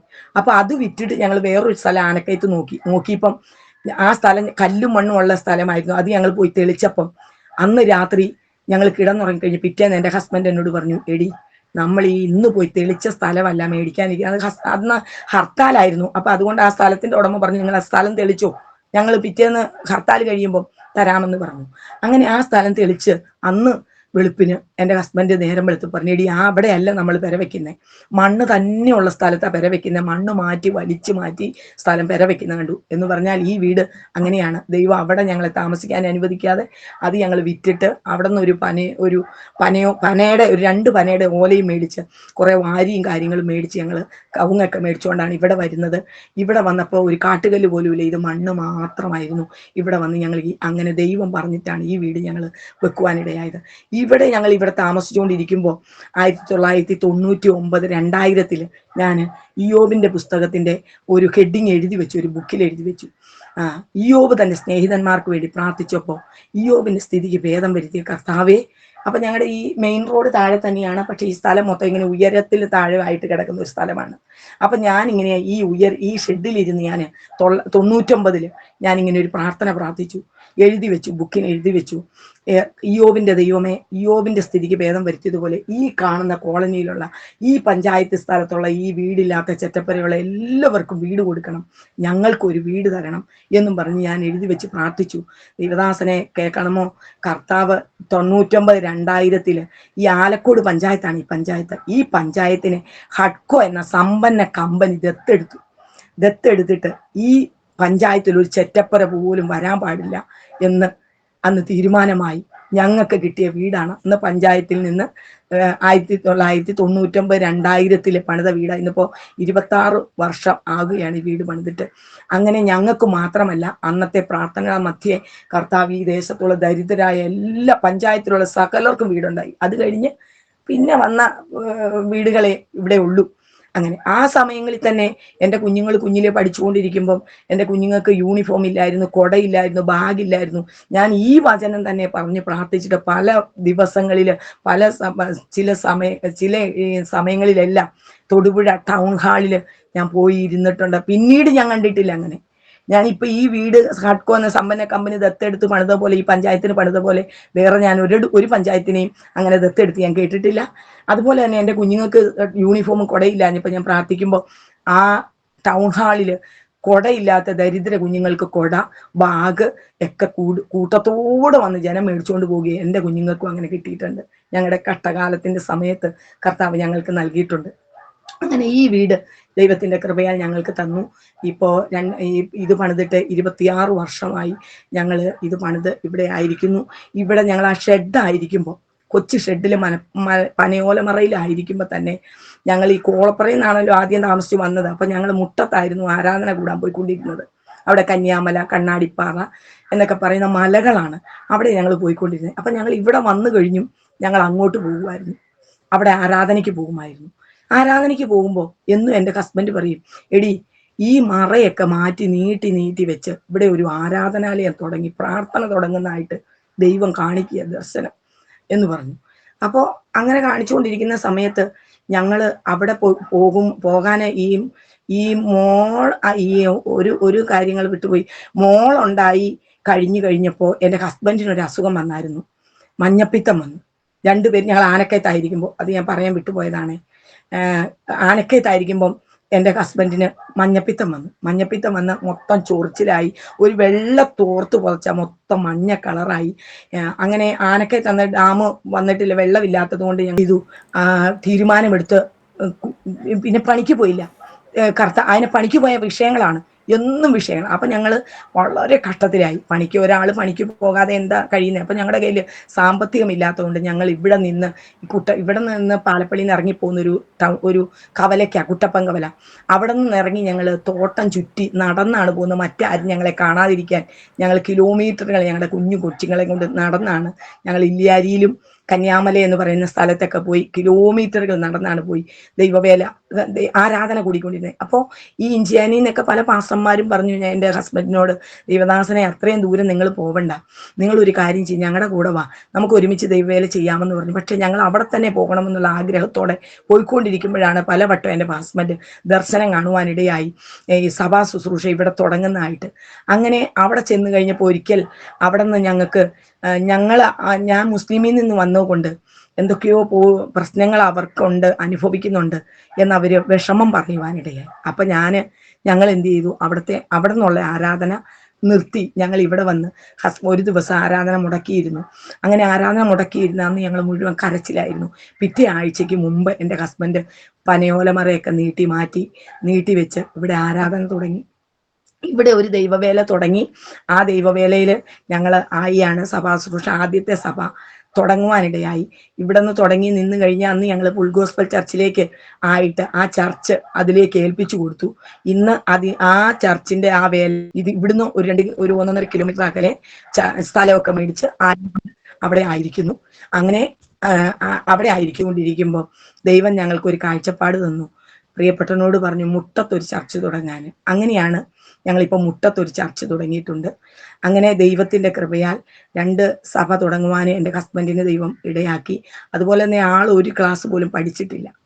അന്ന് അവരുടെ അപ്പൻ മരിച്ചുപോയി, കുഞ്ഞിലേ തന്നെ അമ്മ അവരെ ഇട്ടിട്ട് പോയത് കൊണ്ട് പഠിക്കാനൊന്നും പോയിട്ടില്ല, ഒരു ക്ലാസ് പോലും പഠിച്ചിട്ടില്ല. അപ്പോൾ ദൈവസന്നിധി വന്നു കഴിഞ്ഞപ്പോൾ ആൾക്ക് വായിക്കണം, വചനം വായിക്കണം, ബൈബിള് വായിക്കണം എന്നുള്ള ഭയങ്കര ആഗ്രഹം തനിക്കുണ്ടാകുവാനിടയായി തീർന്നു.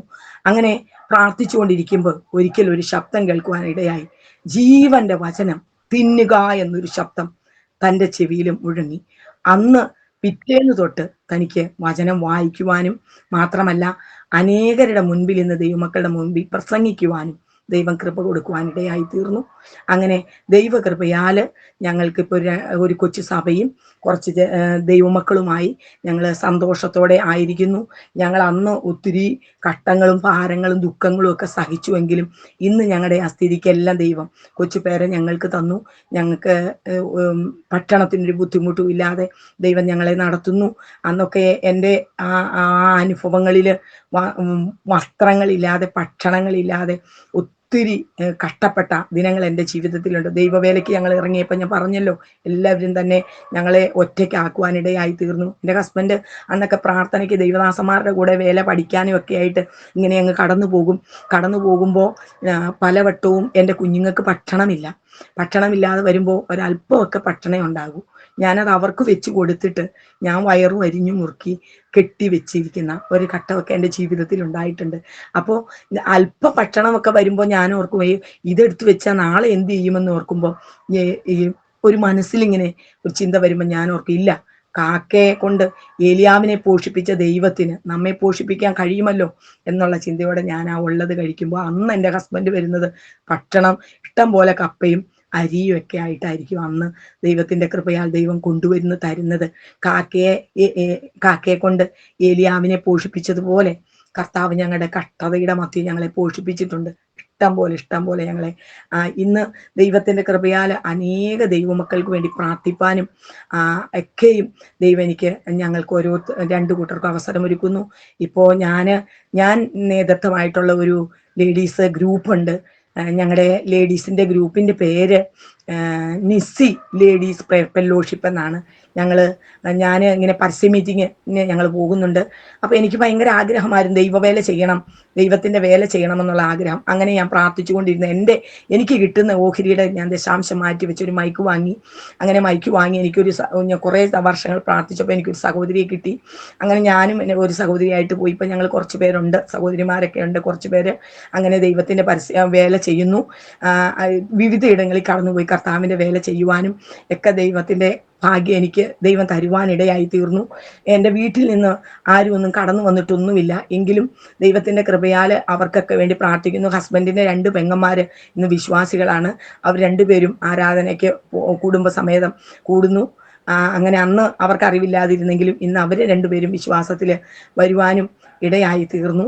അങ്ങനെ ഞങ്ങൾക്ക് 2 കുഞ്ഞുങ്ങളുണ്ടെന്ന് ഞാൻ പറഞ്ഞു. മോനും മോളും വിവാഹം കഴിഞ്ഞു. അപ്പോൾ മോന് തടിപ്പണിയും ചെറിയ കച്ചവടമായിട്ട് കഴിയുന്നു. മോള് ടീച്ചറാണ്. അവളെ MA BEd വരെ പഠിപ്പിക്കുവാൻ ദൈവം ഭാഗ്യം ഞങ്ങൾക്ക് നൽകി. അത്ര കഷ്ടതയുടെ മധ്യയും പഠിപ്പിക്കാൻ ദൈവം ഞങ്ങൾക്ക് ഭാഗ്യം തന്നു. അങ്ങനെ മോൾ ഇന്ന് ടീച്ചറാണ്. കൊല്ലം ഗവൺമെന്റ് ഹയർ സെക്കൻഡറി സ്കൂളിലെ ടീച്ചറായിട്ട് അവള് അവിടെ ജോലി ചെയ്യുന്നു. 2 പേർക്കും കുഞ്ഞുങ്ങളായിട്ടില്ല. ദൈവത്തിന്റെ കൃപയാൽ ഒരു കൊച്ചു സഭ മുട്ടത്ത് ഞങ്ങൾക്കുണ്ട്. കുറച്ച് വിശ്വാസികളെ ദൈവം തന്നിട്ടുണ്ട്. അവരും ഞങ്ങളുമായിട്ട് ദൈവത്തിന്റെ കൃപയാൽ സന്തോഷമായിട്ട് കഴിഞ്ഞു പോകുന്നു.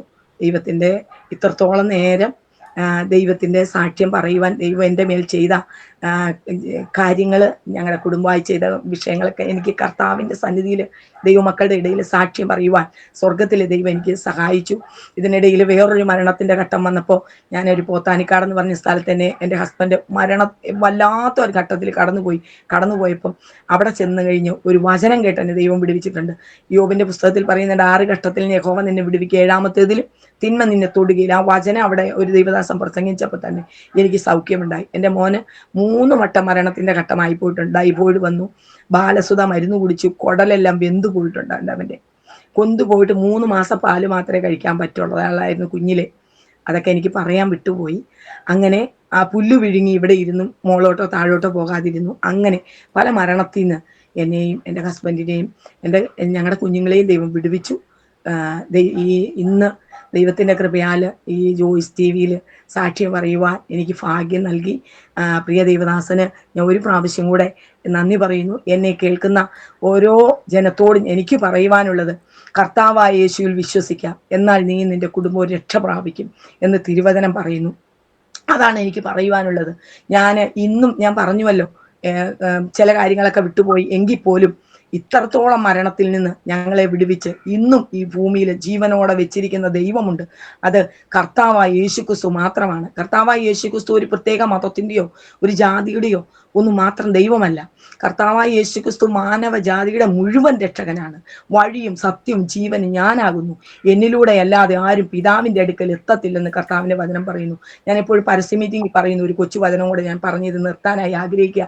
ഫിലിപ്പിയർക്ക് എഴുതിയ ലേഖനം 2-ാം അധ്യായത്തിന്റെ താഴെ ഭാഗം ഇങ്ങനെ പറഞ്ഞിരിക്കുന്നു: അവൻ ദൈവരൂപത്തിലിരിക്കെ ദൈവത്തോടുള്ള സമത്വം മുറുകെ പിടിച്ചു കൊള്ളണമെന്ന് വിചാരിക്കാതെ ദാസരൂപമെടുത്ത് തന്നെത്താൻ ഒഴിച്ച് മനുഷ്യ സാദൃശ്യത്തിലായി വേഷത്തിൽ മനുഷ്യനായി വിളങ്ങി മരണത്തോളം, ക്രൂശിലെ മരണത്തോളം അനുസരണമുള്ളവനായി തീർന്നു.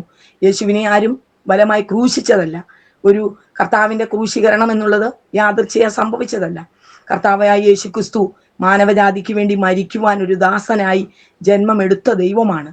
അത് ഒരു പ്രത്യേക ജനത്തിൻ്റെതല്ല, മാനവജാതിയുടെ മുഴുവൻ രക്ഷകനാണ് കർത്താവായ യേശുക്രിസ്തു. കർത്താവായ യേശുക്രിസ്തുവിലൂടെ അല്ലാതെ ഒരു വ്യക്തിയും സ്വർഗരാജ്യത്തിന്റെ പടി കാണത്തില്ലെന്ന് എൻ്റെ അനുഭവത്തിലൂടെയും എന്നെ ദൈവം പഠിപ്പിച്ചതിലൂടെ എനിക്ക് മനസ്സിലാക്കുവാൻ കഴിഞ്ഞു. അതുകൊണ്ട് എന്നെ കേൾക്കുന്ന ജനമേ, നിങ്ങൾ ആരായിക്കൊള്ളട്ടെ, എവരുമായിക്കൊള്ളട്ടെ, ഏതെല്ലാം പ്രശ്നങ്ങളുടെ മധ്യ ആവട്ടെ, രോഗത്തിലാണോ അല്ല മറ്റു പ്രശ്നങ്ങളിലാണോ, ഏത് പ്രശ്നങ്ങളിലാണെങ്കിലും മതം ഒരിക്കലും മനുഷ്യനെ രക്ഷപ്പെടുത്തത്തില്ല. മതം മനുഷ്യനുണ്ടാക്കിയതാണ്. ദൈവം ആണും പെണ്ണുമായിട്ടാണ് മനുഷ്യനെ സൃഷ്ടിച്ചത്. അത് മനുഷ്യനാണ് മതത്തെ ഉണ്ടാക്കിയത്. പക്ഷെ സൃഷ്ടിച്ച ദൈവത്തിന് എല്ലാ ജനവും ഒരുപോലെയാണ്. അപ്പം ജാതി, മത, വർഗ, വർണ്ണ, പണ്ഡിത, പാമര, കുലീന, കുചേല ജനം മുഴുവനും രക്ഷ പ്രാപിക്കണമെന്ന് ദൈവത്തിനുണ്ട്. അതിനുവേണ്ടി തന്നേക്കുന്ന ഏക മാർഗം എന്നുള്ളത് കർത്താവായ യേശുക്രിസ്തുവിന്റെ മാർഗം മാത്രമാണ്. കർത്താവായ യേശുക്രിസ്തുവിലൂടെ അല്ലാതെ സ്വർഗരാജ്യത്തിൽ ആർക്കും പോകുവാൻ കടക്കാൻ പറ്റത്തില്ലെന്ന് എൻ്റെ അനുഭവത്തിലൂടെ എനിക്ക് പറയുവാൻ തീർച്ചയായിട്ടും കഴിയും. അതുകൊണ്ട് എന്നെ കേൾക്കുന്ന ജനമേ, നിങ്ങൾ ആരെല്ലാം ആയിക്കൊള്ളട്ടെ, ഏതെല്ലാം പ്രശ്നങ്ങളുടെ മധ്യ ആയിരിക്കട്ടെ, കർത്താവായ യേശുക്രിസ്തുവിൽ വിശ്വസിച്ച് രക്ഷ പ്രാപിക്കുവാൻ തീരുമാനമെടുക്കുക. ഈ ഭൂമിയിൽ നമ്മുടെ ആയുസ് 70, ഏറെ ആയാൽ 80. ദൈവം പറഞ്ഞ ആയുസ് 120. ഇതേ ഉള്ളൂ. ഇത് കട്ടവും ദുഃഖവും രോഗവും നിറഞ്ഞതാണ്. എന്നാൽ ഇത് കട്ടവും ദുഃഖവും രോഗമില്ലാത്ത ഒരു രാജ്യം നമുക്കുണ്ട്. അത് നിത്യത എന്നുള്ളതാണ്, അഥവാ സ്വർഗരാജ്യം എന്നുള്ളതാണ്. അതുകൊണ്ട് ആ സ്വർഗരാജ്യത്തിൽ പോകണമെങ്കിൽ ദൈവിക പ്രമാണം നമ്മൾ അനുസരിക്കുക തന്നെ ചെയ്യണം. കർത്താവായ യേശുക്രിസ്തു വിശ്വസിക്കുക തന്നെ ചെയ്തെങ്കിലേ പോകത്തുള്ളൂ. ഈ ലോകത്ത് പ്രമാണങ്ങളൊക്കെ ഉണ്ട്. ഞാൻ പരസ്യ മീറ്റിങ്ങിന് പോകുമ്പോൾ ഒരു കാര്യം ഇങ്ങനെ പറയാറുണ്ട്: ഈ റോഡിലൂടെ പോകുന്ന വാഹനങ്ങൾക്ക്, ഇടത്തൂടെ പോകുന്ന വാഹനങ്ങൾക്കും വലത്തൂടെ പോകുന്ന വാഹനങ്ങൾക്കും മോട്ടോർ വകുപ്പ് ഒരു നിയമം വെച്ചിട്ടുണ്ട്. അത് കടന്ന് അവർ പോയാൽ അവർക്ക് മരണം സംഭവിക്കാം, സമ്പത്തും സമയവും നഷ്ടമാകും. എങ്കിൽ ദൈവരാജ്യത്തിൽ ചെല്ലുക എന്നുള്ളത് ആർക്കും ഓടിച്ചെന്ന് കയറുവാനുള്ള ഇടമല്ല. മാനവജാതിക്ക് വേണ്ടി മുഴുവനും വേണ്ടി കർത്താവായ യേശുക്രിസ്തുവിനെ പിതാവായ ദൈവം ഭൂമിയിലേക്ക് അയച്ചുവെങ്കിൽ കർത്താവായ യേശുക്രിസ്തുവിനെ രക്ഷകനായി സ്വീകരിച്ച റോമർക്കെഴുതിയ ലേഖനം 10:9 ഇങ്ങനെ പറയുന്നു: യേശുവിനെ കർത്താവ് എന്ന് വായ് കൊണ്ട് ഏറ്റു പറയുകയും ദൈവം അവനെ മരിച്ചവെന്ന് ഉയർപ്പിച്ചുവെന്ന് ഹൃദയം കൊണ്ട് വിശ്വസിക്കുകയും ചെയ്താൽ നീ രക്ഷിക്കപ്പെടും. ഹൃദയം കൊണ്ട് നീതിക്കായി വിശ്വസിക്കുകയും രക്ഷയ്ക്കായി വായ് കൊണ്ട് ഏറ്റു പറയുകയും ചെയ്ത് കർത്താവായ യേശുക്രിസ്തുവിനെ രക്ഷകനായി സ്വീകരിച്ച് കർത്താവിന് വേണ്ടി ജീവിക്കുക എന്നാൽ സ്വർഗരാജ്യത്തിന്റെ അവകാശിയാകും. അതിനായി എല്ലാവരെയും ദൈവം ഇടയാക്കട്ടെ എന്നുള്ള പ്രാർത്ഥനയോടെ എനിക്ക് ഇത്രയും സമയം അനുവദിച്ചു തന്ന ദൈവദാസന് ഒരു പ്രാവശ്യം കൂടെ നന്ദി പറഞ്ഞ് എന്നെ കേട്ട എല്ലാവർക്കും ദൈവം അനുഗ്രഹിക്കട്ടെ എന്നുള്ള പ്രാർത്ഥനയോടെ ഞാൻ ഈ സാക്ഷി ഇവിടെ നിർത്തുന്നു. ദൈവം നമ്മെ അനുഗ്രഹിക്കുമാറാകട്ടെ. അനുഗ്രഹിക്കപ്പെട്ടതായ ഒരു ജീവിതാനുഭവം ഇന്ന് പകലിൽ ശ്രദ്ധിക്കുവാൻ കർത്താവ് സഹായിച്ചല്ലോ. ദൈവമാക്കിയിരിക്കുന്ന ഇടങ്ങളിൽ കർത്താവിൻ്റെ വേലയിലും പരസ്യ ശുശ്രൂഷയിലും അനുഗ്രഹകരമായി മുന്നോട്ട് പോകുവാൻ വാത്സല്യ കുടുംബത്തെ കർത്താവ് സഹായിക്കട്ടെ. പ്രാർത്ഥിക്കാൻ. സ്വർഗീയ പിതാവേ, തൻ്റെ ദാസിയും കുടുംബത്തെ ഓർക്കുന്നു, അവിടുത്തെ പ്രവർത്തനങ്ങളെ ഓർക്കുന്നു. പരസ്യമായ കർത്താവിൻ്റെ സാക്ഷികളാകുവാൻ കർത്താവ് ഉപയോഗിക്കുന്നത് ഓർത്ത് സ്തോത്രം. പ്രവർത്തനങ്ങളെല്ലാം കർത്താവ് മാനിച്ചട്ടി സാക്ഷ്യം കേൾക്കുന്നവർക്ക് അനുഗ്രഹമായി തീരണം. ദൈവനാമ മഹത്വം ഇതിലൂടെയാകുവാൻ സഹായിക്കണം. യേശുവിൻ്റെ നാമത്തിൽ തന്നെ amen. Praise the Lord. Hallelujah.